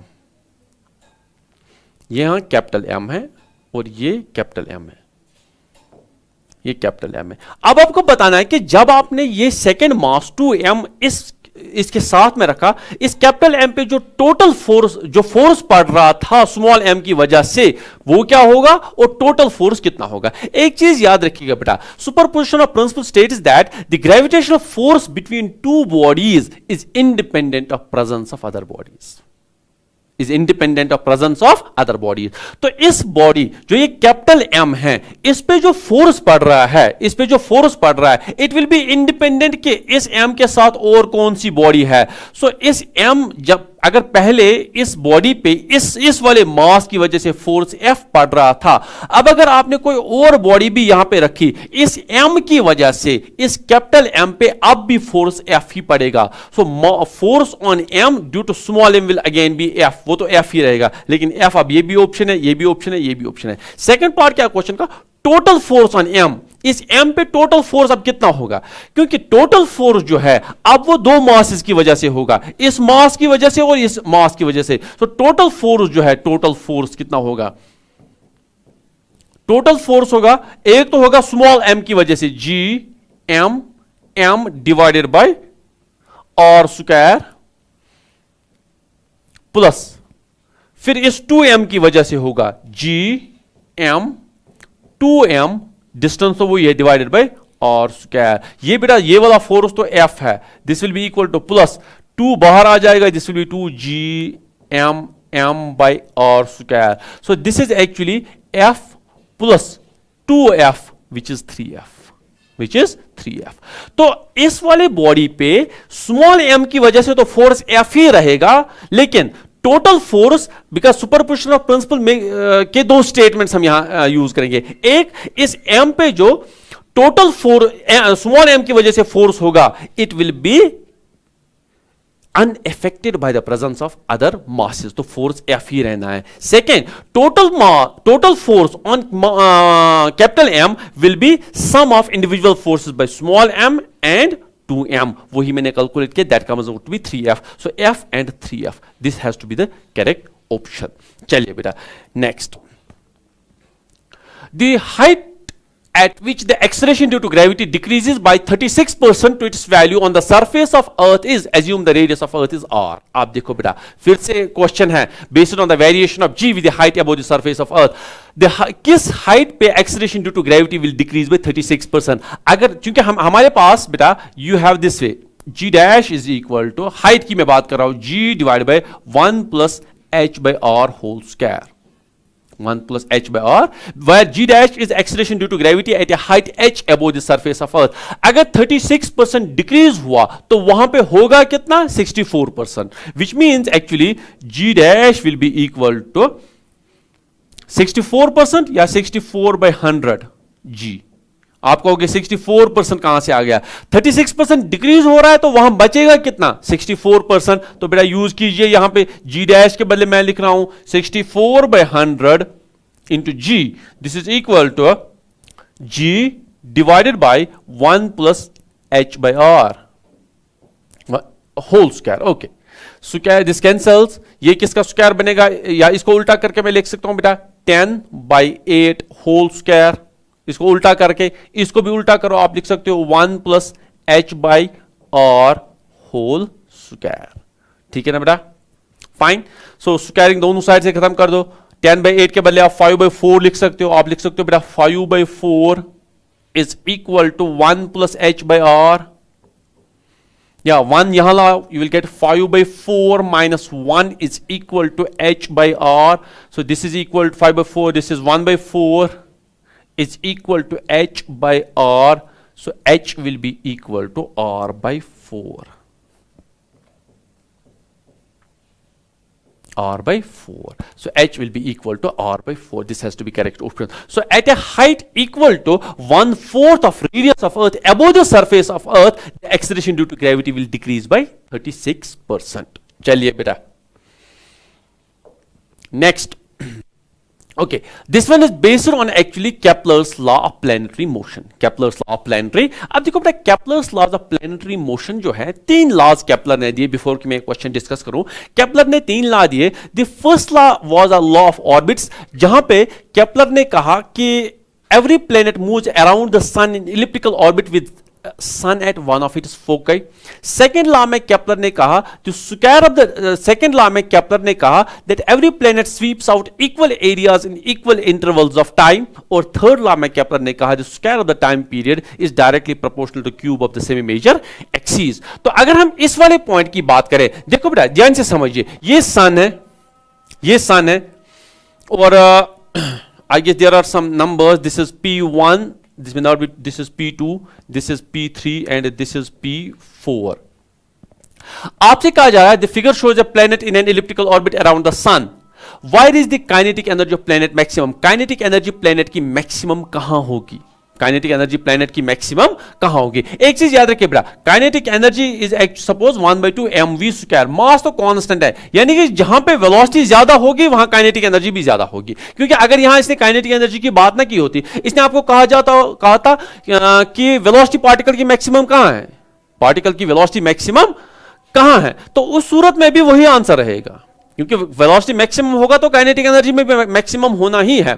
यानी कि क्या जब प्लेनेट सन के अराउंड रिवॉल्व कर रहा है, क्या वो कांस्टेंट स्पीड से चल रहा है, नहीं, कांस्टेंट स्पीड से उस प्लेनेट की स्पीड जब वो सन के अराउंड रिवॉल्व कर रहा है कभी कम होती है कभी ज्यादा है, क्योंकि this is essentially based on conservation of angular momentum, conservation of angular momentum. Conservation of angular momentum. Because the motion of planets around the sun is governed by the conservation of angular momentum. ध्यान से समझिएगा अपना बात को. Conservation of angular momentum. अब conservation of angular momentum में you'll have मास तो दोनों साइड से है ही. इट इज एनर्जी, अगर हम एनर्जी की बात करें, into radius, into distance. Energy into distance की अगर हम बात करें, this should be equal, this should be remain constant. Energy into distance should be remain constant. यानी कि जिस तो एंगुलर मोमेंटम हमें पता ही है ना, M we R. Angular momentum हमारे पास है एम वी आर. एम तो कांस्टेंट है ही, so angular momentum has to remain constant. M तो कांस्टेंट है ही. इट मींस, अगर मैं यहां दिखा दूं बेटा, इट मींस कि जहां वेलोसिटी इनटू रेडियस ये कांस्टेंट होना चाहिए. So velocity maximum into radius minimum, this has to be equal to velocity minimum into radius maximum, into radius maximum.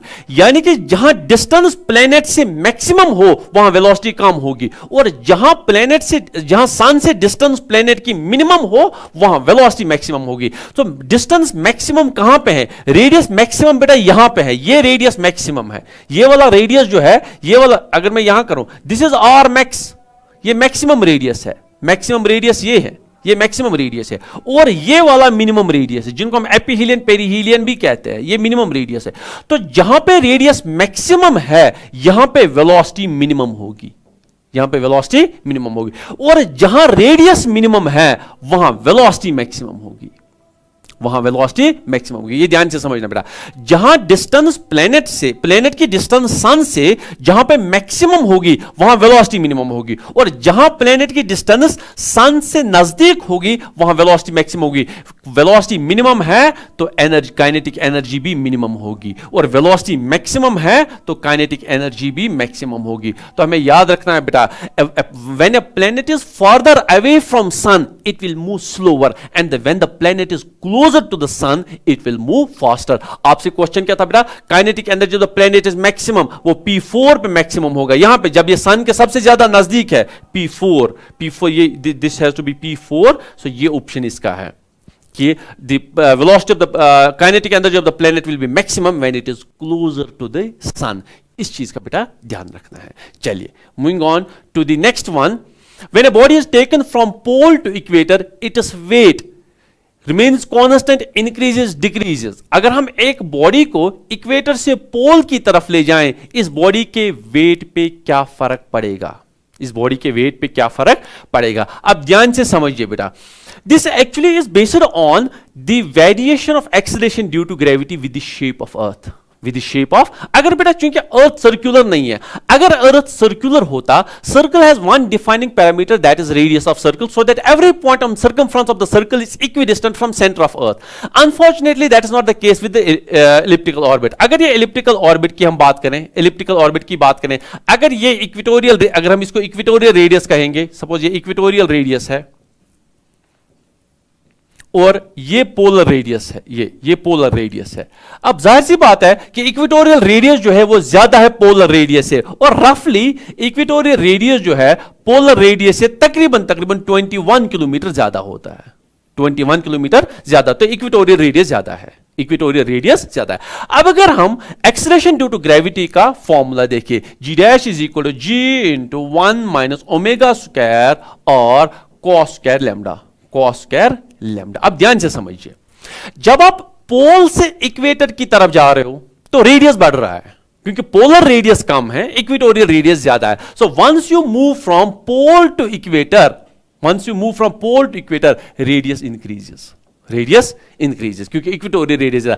अगर ये और इंक्रीज हो रहा है, सो इफ, ध्यान से समझिए बेटा, इफ और इंक्रीजेस, अगर और इंक्रीज हो रहा है तो ये फैक्टर बताओ मुझे क्या होगा? ओमेगा स्क्वायर और कॉस स्क्वायर लैम्डा, ये भी इंक्रीज होगा, और अगर ये इंक्रीज होगा G dash will decrease, G dash will. So once we move from pole to equator the acceleration due to gravity will decrease, so it will decrease. This has to be the correct option.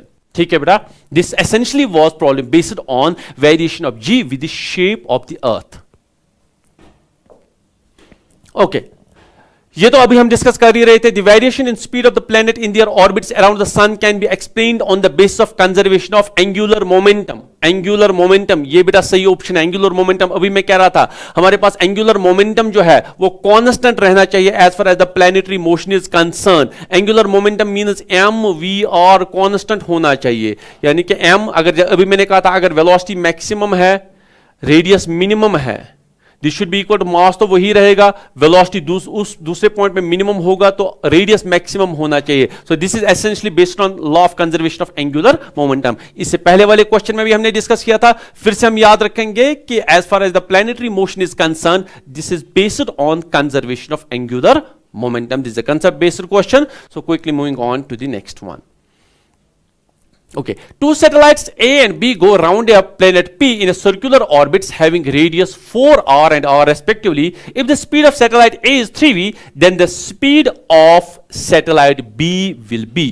तो बेटा ये orbital velocity पे हमारे पास question पूछा गया है। Orbital velocity का formula मुझे बताओ क्या है। ऑर्बिटल वेलोसिटी का फॉर्मूला होता है दो तरीके से फॉर्मूला, या तो in terms of capital G आप लिखते हो जी एम बाई आर, क्योंकि लेक्चर के स्टार्ट में मैंने कहा था जी एम बाई आर, या तो in terms of small g आप लिख सकते हो under root of small g into r, small g into r. तो इस तरह से बेटा आप सवाल पूछ सकते हो, पूछा जा सकता है ऑर्बिटल वेलोसिटी पे। अब हमसे क्या पूछा जाता है, अगर आप यहां देखो इस एक्सप्रेशन में, अगर आप देखो इस एक्सप्रेशन में ऑर्बिटल वेलोसिटी जो है it is inversely proportional to radius. Capital R लिखो या स्मॉल आर लिखो फिलहाल इस वाले एक्सप्रेशन में, इस वाले एक्सप्रेशन से। अब आप कहोगे कि अब आपका क्वेश्चन हो सकता है कि सर इस वाले एक्सप्रेशन से तो ऑर्बिटल वेलोसिटी डायरेक्टली प्रोपोर्शनल है to under root of radius, लेकिन ध्यान से समझिए बेटा डायरेक्ट प्रोपोर्शनैलिटी तब है अगर आप जी और आर को, जी तो कांस्टेंट है, अगर radius of planet of constant मानते हो, mass of the planet of constant मानते हो, तब आप कह सकते हो orbital velocity is inversely proportional to square root of R. और अगर आप acceleration due to gravity constant मानोगे फिर आप कहोगे directly proportional to square root of radius. So दोनों इक्वेशन सही है, लेकिन डिपेंड करेगा कि आप किस चीज को कांस्टेंट मानोगे, अकॉर्डिंगली आप v और r में रिलेशन मानोगे। तो अगर आपने m को कांस्टेंट माना आपको मिलेगा v is inversely proportional to r। अगर आप दो का कंपेयर करेंगे हमें मिलेगा बेटा v1 by v2 this should be equal to under root of r2 by r1, r2 by orbital velocity, दो orbital velocities का ratio, because it is inversely proportional to square root of radius. अब question क्या है, two satellites A and B go around a planet P in circular orbits having radius 4r and r. If the speed of satellite A is 3v, अगर इसकी speed suppose इस वाली speed इसने कहा है 3v है, डिवाइड बाय v2 हमें निकालना है, this is equal to under root of, दूसरे वाले प्लेनेट का क्या है, दूसरे वाले प्लेनेट का है r, पहले का है 4r, r divided by 4r। तो जिसकी स्पीड ध्यान से समझिए, जिसकी स्पीड 3v है उसका 4r है, 3v है तो 4r है। सो बेटा क्या आ जाएगा, you will get r and r cancels, 1 by 4 का ये आ जाएगा 1 by 2। So what we get is 3v divided by v2 हमें निकालना है, this comes out to be equal to 1 by 2। तो मुझे क्या निकालना है बेटा v2, so v2 has to be equal to 3 into 2 is 6, it is 6 times v, 6 times v। Okay, we have one option, this is 6 times v, this 6 times v। Okay, done.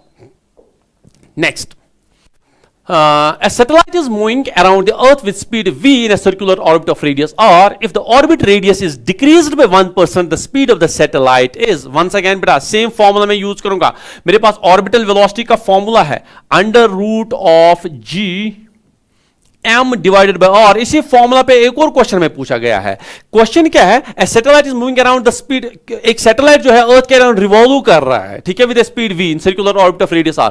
अगर आप orbit का radius 1% decrease कर रहे हो, जो orbit का radius था r, ये 1% डिक्रीज कर रहे हो, आपको बताना है स्पीड पे क्या फर्क पड़ेगा। अगर आप r 1% डिक्रीज करोगे इस पे क्या फर्क पड़ेगा। So what you are doing is, मैं r को डिक्रीज कर रहा हूं बाय 1%, ठीक है ना, ये गिवन है, और आपने देखना है कि ऑर्बिटल वेलोसिटी पे क्या फर्क पड़ेगा। सो बेटा हमारे पास यहां पे भी है orbital velocity is proportional to under root of r, under root of r। तो अगर मैं परसेंटेज की बात करूं आप ऐसे लिख सकते हो ना, orbital velocity is proportional to r raised power of -1/2, और रेज पावर -1/2। अगर आप परसेंटेज की बात करोगे, डेल्टा ऑर्बिटल वेलोसिटी परसेंट, अगर आप परसेंटेज में बात करोगे, this will B -1/2 into delta R percent, क्योंकि पावर यहां पे हम लाएंगे। सो -1/2।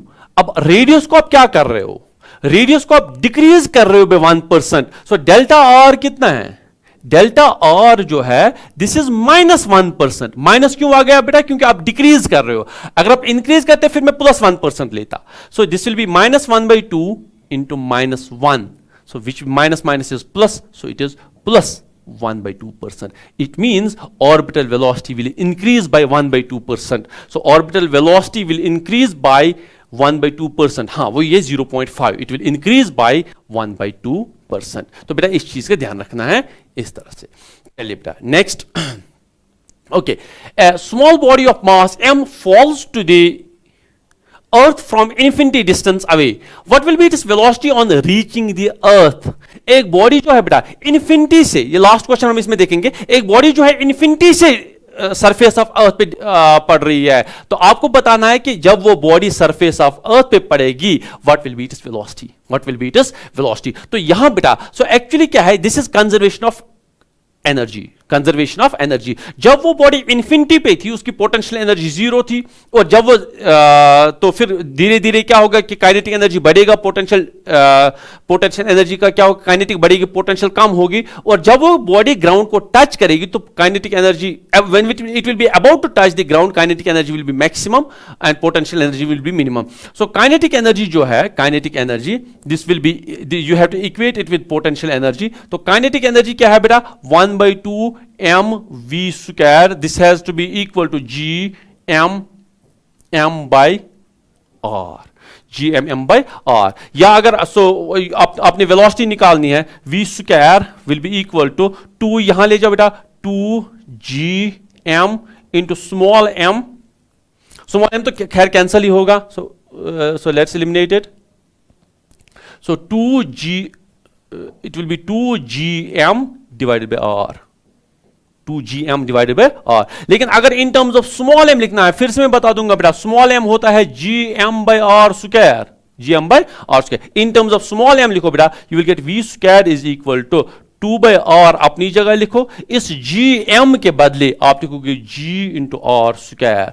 सो एक r कैंसिल हो जा, v square is equal to 2gr, यानी कि v should be equal to √2gr। ये फॉर्मूला भी हमें बेटा याद रखना है, that if a body is coming with an from an infinite distance, its velocity will be maximum when it will be about to touch the ground, and the maximum velocity of value will be given by √2gr, GR.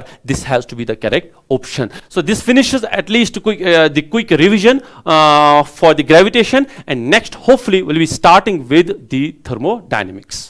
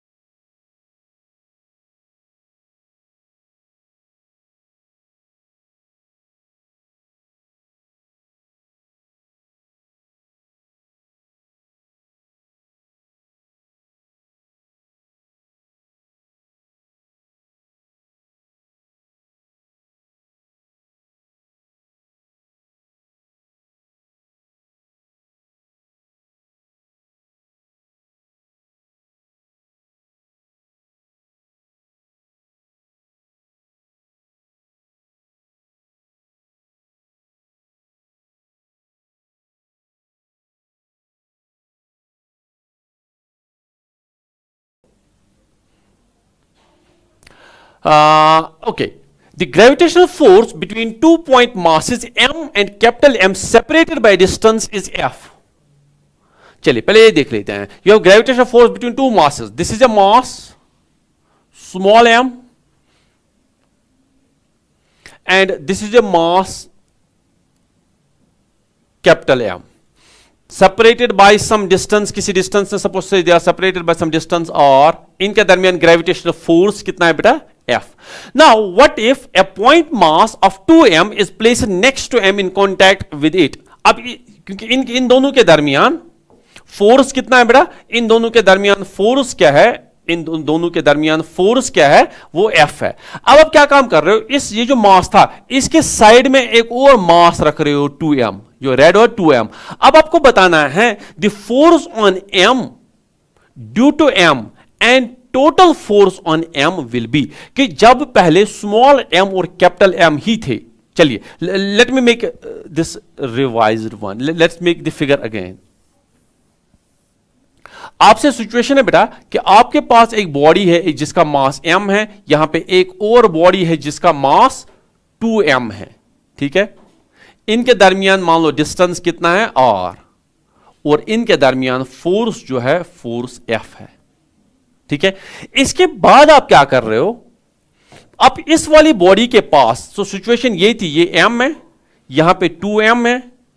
ठीक है ना, distance वही है r, आप कोई चीज change नहीं कर रहे हो, डिस्टेंस वही है r, ये m है, ये 2m है, डिस्टेंस वही है. लेकिन अब आपने क्या काम किया? आपने एक एडिशनल मास यहां रखा 2m, एक एडिशनल मास आपने रखा 2m, एक एडिशनल मास आपने रखा 2m.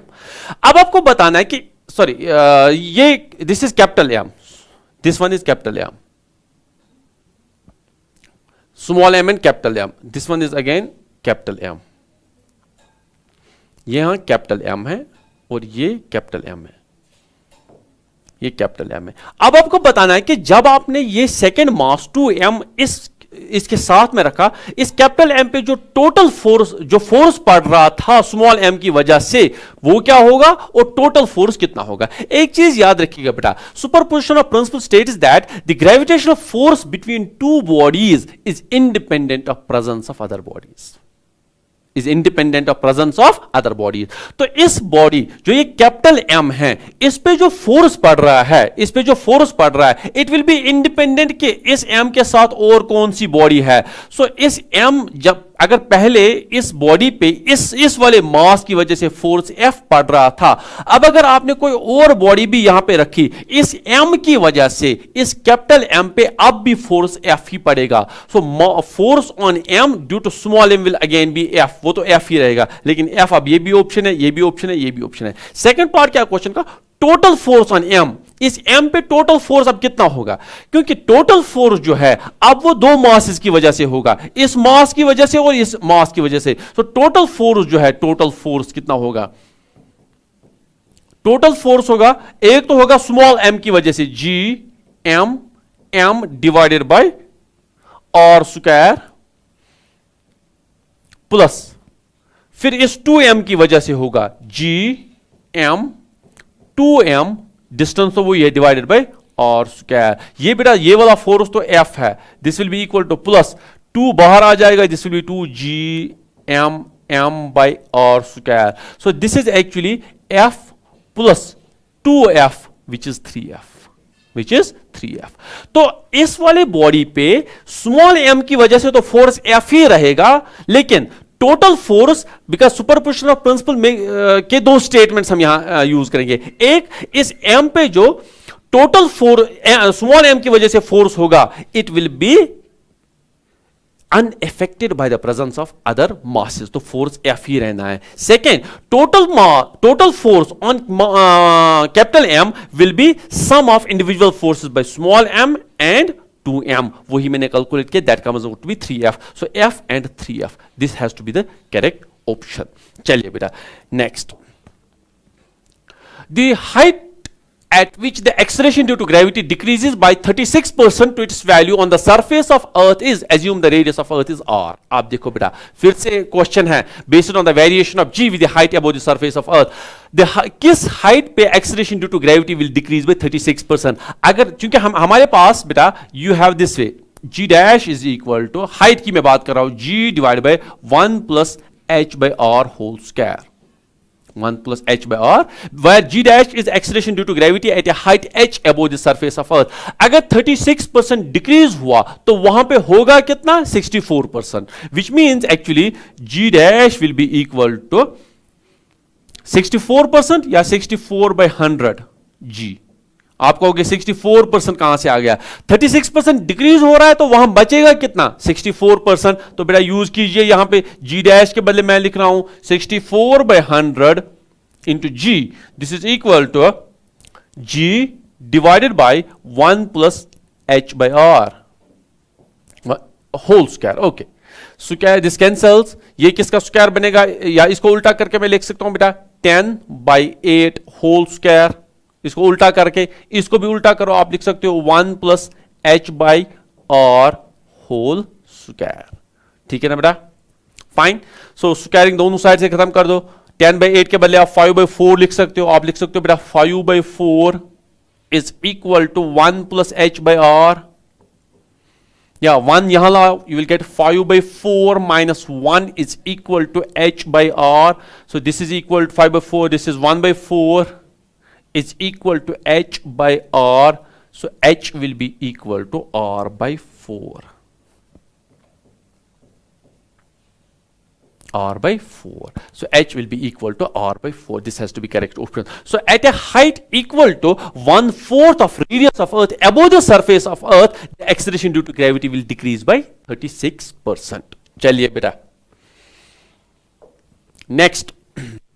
Okay, this one is based on actually Kepler's law of planetary motion. Kepler's law of planetary. अब देखो बेटा, Kepler's laws of planetary motion जो है, 3 laws Kepler ने दिए. बिफोर कि मैं क्वेश्चन डिस्कस करूं, Kepler ने 3 लॉ दिए. The first law was a law of orbits, जहां पे Kepler ने कहा कि every planet moves around the sun in elliptical orbit with sun at one of its foci. Second law में Kepler ने कहा, तो square of the second law में केपलर ने कहा that every planet sweeps out equal areas in equal intervals of time. और third law में Kepler ने कहा the square of the time period is directly proportional to cube of the semi major axis. तो अगर हम इस वाले point की बात करें, देखो बेटा ध्यान से समझिए, ये सन है, ये सन है, और I guess there are some numbers. This is P1, this may not be, this is P2, this is P3 and this is P4. आपसे कहा जा रहा है the figure shows a planet in an elliptical orbit around the sun. Where is the kinetic energy of planet maximum? Kinetic energy planet की maximum कहां होगी? Kinetic energy planet की maximum कहां होगी? एक चीज याद रखिए बेटा, kinetic energy is suppose 1/2 mv square. Mass तो कांस्टेंट है, यानी कि जहां पे वेलोसिटी ज्यादा होगी वहां काइनेटिक एनर्जी भी ज्यादा होगी. क्योंकि अगर यहां इसने काइनेटिक एनर्जी की बात ना की होती, इसने आपको कहा था कि वेलोसिटी पार्टिकल की मैक्सिमम कहां है, पार्टिकल की वेलोसिटी मैक्सिमम कहां है, तो उस सूरत में भी वही आंसर रहेगा. क्योंकि वेलोसिटी मैक्सिमम होगा तो काइनेटिक एनर्जी में भी मैक्सिमम होना ही है. यानी कि क्या जब प्लेनेट सन के अराउंड रिवॉल्व कर रहा है, क्या वो कांस्टेंट स्पीड से चल रहा है? नहीं, कांस्टेंट स्पीड से उस प्लेनेट की स्पीड जब वो सन के अराउंड रिवॉल्व कर रहा है, कभी कम होती है कभी ज्यादा है. क्योंकि this is essentially based on conservation of angular momentum. Conservation of angular momentum, conservation of angular momentum, because the motion of planets around the sun is governed by the conservation of angular momentum. ध्यान से समझिएगा अपना बात को, conservation of angular momentum. अब conservation of angular momentum में you will have mass तो दोनों साइड से है ही, it is energy, अगर हम energy की बात करें, into radius, into distance, energy into distance की अगर हम बात करें, this should be equal, and this should be remain constant. Energy into distance should be remain constant. यानी कि जिस तो एंगुलर मोमेंटम हमें पता ही है ना, M we R. Angular momentum हमारे पास है एम वी आर. एम तो कांस्टेंट है ही, so angular momentum has to remain constant. M तो कांस्टेंट है ही. इट मींस अगर मैं यहां दिखा दूं बेटा, इट मींस कि जहां वेलोसिटी इंटू रेडियस ये कांस्टेंट होना चाहिए. So velocity maximum into radius minimum, This has to be equal to velocity minimum into radius maximum. Into radius maximum, यानी कि जहां डिस्टेंस प्लेनेट से मैक्सिमम हो वहां वेलोसिटी कम होगी, और जहां सन से डिस्टेंस प्लेनेट की मिनिमम हो वहां वेलोसिटी मैक्सिमम होगी. तो डिस्टेंस मैक्सिमम कहां पे है? रेडियस मैक्सिमम बेटा यहां पे है, ये रेडियस मैक्सिमम है. ये वाला रेडियस जो है, ये वाला अगर मैं यहां करूं, दिस इज आर मैक्स, ये मैक्सिमम रेडियस है. मैक्सिमम रेडियस ये है, ये मैक्सिमम रेडियस है, और ये वाला मिनिमम रेडियस है, जिनको हम एपीहीलियन पेरीहीलियन भी कहते हैं. ये मिनिमम रेडियस है. तो जहां पे रेडियस मैक्सिमम है यहां पे वेलोसिटी मिनिमम होगी, यहां पे वेलोसिटी मिनिमम होगी, और जहां रेडियस मिनिमम है वहां वेलोसिटी मैक्सिमम होगी, वहां वेलोसिटी मैक्सिमम होगी. ये ध्यान से समझना बेटा. जहां डिस्टेंस प्लेनेट की डिस्टेंस सन से जहां पे मैक्सिमम होगी वहां वेलोसिटी मिनिमम होगी, और जहां प्लेनेट की डिस्टेंस सन से नजदीक होगी वहां वेलोसिटी मैक्सिमम होगी. वेलोसिटी मिनिमम है तो एनर्जी, काइनेटिक एनर्जी भी मिनिमम होगी, और वेलोसिटी मैक्सिमम है तो काइनेटिक एनर्जी भी मैक्सिमम होगी. तो हमें याद रखना है बेटा, when a planet is further away from sun it will move slower, and when the planet is closer to the sun it will move faster. आपसे क्वेश्चन क्या था बेटा? Kinetic energy of the planet is maximum, वो P4 पे maximum होगा. यहां पे जब ये सन के सबसे ज्यादा नजदीक है P4 ये this has to be P4. So ये ऑप्शन इसका है कि the velocity of the kinetic energy of the planet will be maximum when it is closer to the sun. इस चीज का बेटा ध्यान रखना है. चलिए moving on to the next one. When a body is taken from pole to equator it is weight remains constant, increases, decreases. अगर हम एक बॉडी को इक्वेटर से पोल की तरफ ले जाएं, इस बॉडी के वेट पे क्या फर्क पड़ेगा? इस बॉडी के वेट पे क्या फर्क पड़ेगा? अब ध्यान से समझिए बेटा. This actually is based on the variation of acceleration due to gravity with the shape of earth. With shape of, अगर बेटा चूंकि अर्थ सर्कुलर नहीं है, अगर अर्थ सर्कुलर होता, circle has one defining parameter that is radius of circle, so that every point on circumference of the circle is equidistant from centre of earth. Unfortunately that is not the case with the elliptical orbit. अगर ये elliptical orbit की हम बात करें, elliptical orbit की बात करें, अगर ये इक्वेटोरियल, अगर हम इसको इक्वेटोरियल रेडियस कहेंगे, सपोज ये इक्वेटोरियल रेडियस है और ये पोलर रेडियस है, ये पोलर रेडियस है. अब जाहिर सी बात है कि इक्वेटोरियल रेडियस जो है वो ज्यादा है पोलर रेडियस से, और रफली इक्वेटोरियल रेडियस जो है पोलर रेडियस से तकरीबन 21 किलोमीटर ज्यादा होता है. 21 किलोमीटर ज्यादा, तो इक्वेटोरियल रेडियस ज्यादा है, इक्वेटोरियल रेडियस ज्यादा है.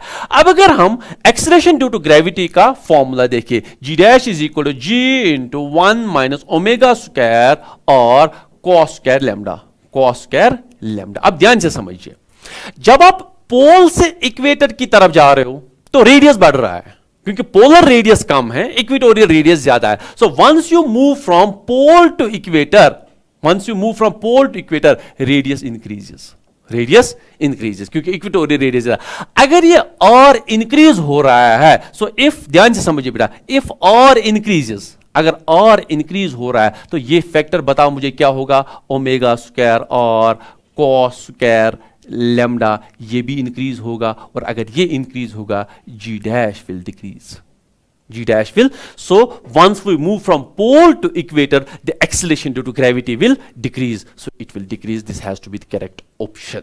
ठीक है बेटा. This essentially was problem based on variation of G with the shape of the earth.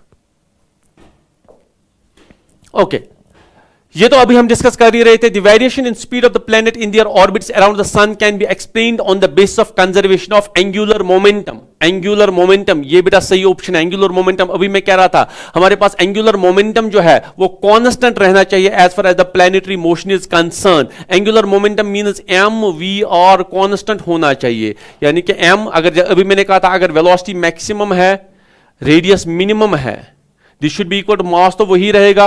Velocity उस दूसरे पॉइंट में मिनिमम होगा तो रेडियस मैक्सिमम होना चाहिए. सो this is essentially based on law of conservation of angular momentum. इससे पहले वाले क्वेश्चन में भी हमने डिस्कस किया था, फिर से हम याद रखेंगे कि as far as the planetary motion is concern, this is based on conservation of angular momentum. This is a concept based question. So quickly moving on to the next one.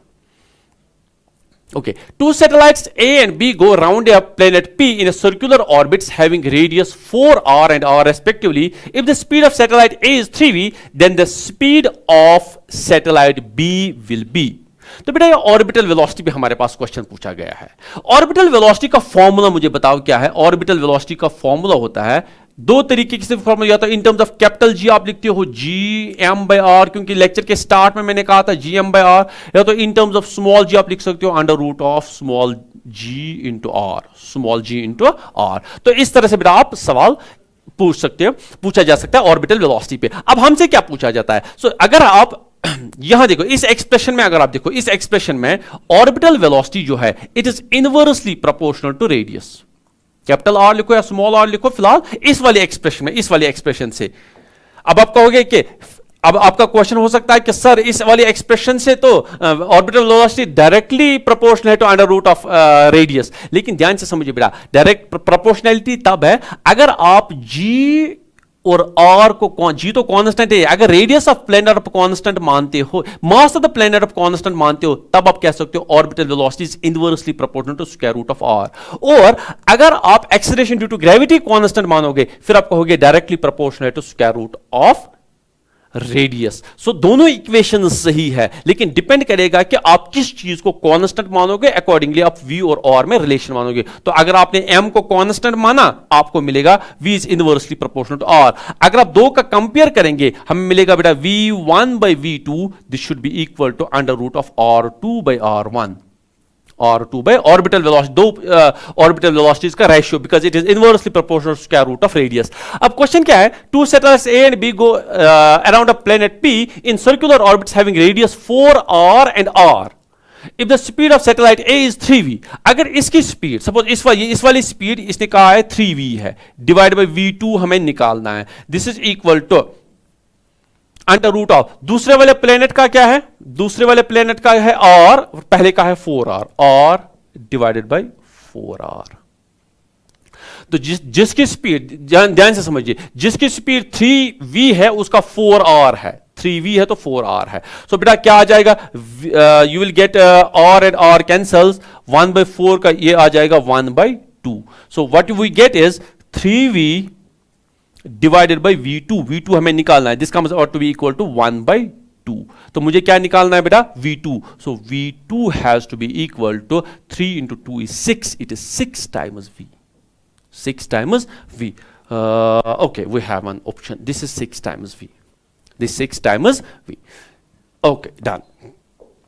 Next, a satellite is moving around the earth with speed v in a circular orbit of radius r. If the orbit radius is decreased by 1%, the speed of the satellite is, once again बेटा same formula मैं use करूंगा। मेरे पास orbital velocity का formula है under root of g m divided by r। इसी formula पे एक और क्वेश्चन में पूछा गया है। क्वेश्चन क्या है? A satellite is moving around the speed, एक सैटेलाइट जो है अर्थ के अराउंड रिवॉल्व कर रहा है, ठीक है, with speed v in circular orbit of radius r। अगर आप ऑर्बिट का रेडियस 1% डिक्रीज कर रहे हो, जो ऑर्बिट का रेडियस था r, ये 1% डिक्रीज कर रहे हो, आपको बताना है स्पीड पे क्या फर्क पड़ेगा।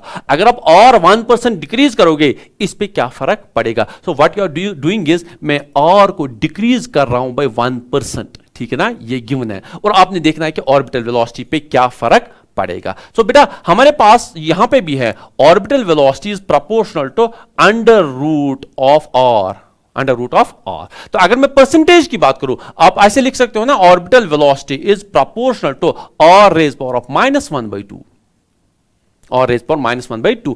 अगर आप परसेंटेज की बात करोगे, डेल्टा ऑर्बिटल वेलोसिटी परसेंट, अगर आप परसेंटेज में बात करोगे this will B -1/2 into delta R percent, क्योंकि पावर यहां पे हम लाएंगे। सो -1/2।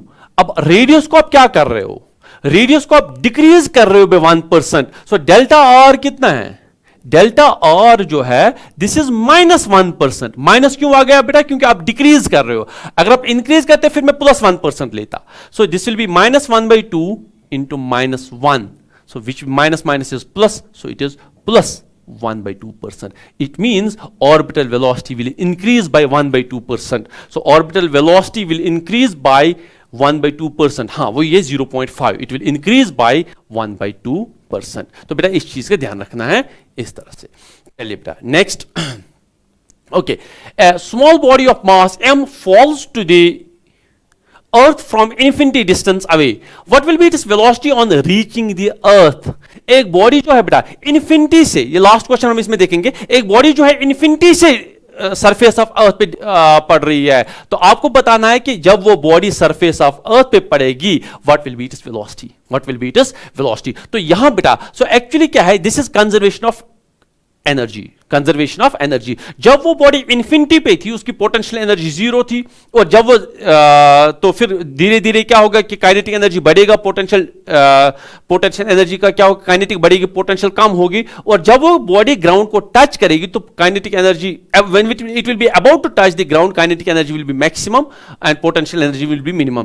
सो काइनेटिक एनर्जी जो है, kinetic energy this will be, you have to equate it with potential energy. तो काइनेटिक एनर्जी क्या है बेटा, 1/2 mv square, this has to be equal to gm m by r, gm by r। या अगर आपने velocity निकालनी है, v square will be equal to 2, यहां ले जाओ बेटा 2gm into small m तो खैर कैंसल ही होगा, so let's eliminate it।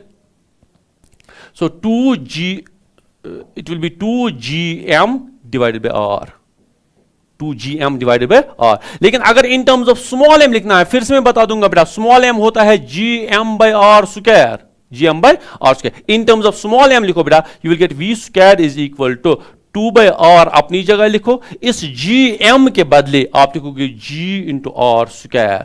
सो एक r कैंसिल हो जा, v square is equal to 2gr, यानी कि v should be equal to under root of 2gr। ये फॉर्मूला भी हमें बेटा याद रखना है, that if a body is coming with from an infinite distance, its velocity will be maximum when it will be about to touch the ground, and the maximum velocity of value will be given by under root of 2gr, under root of 2gr। This has to be the correct option. So this finishes at least the quick revision for the gravitation, and next hopefully we'll be starting with the thermodynamics.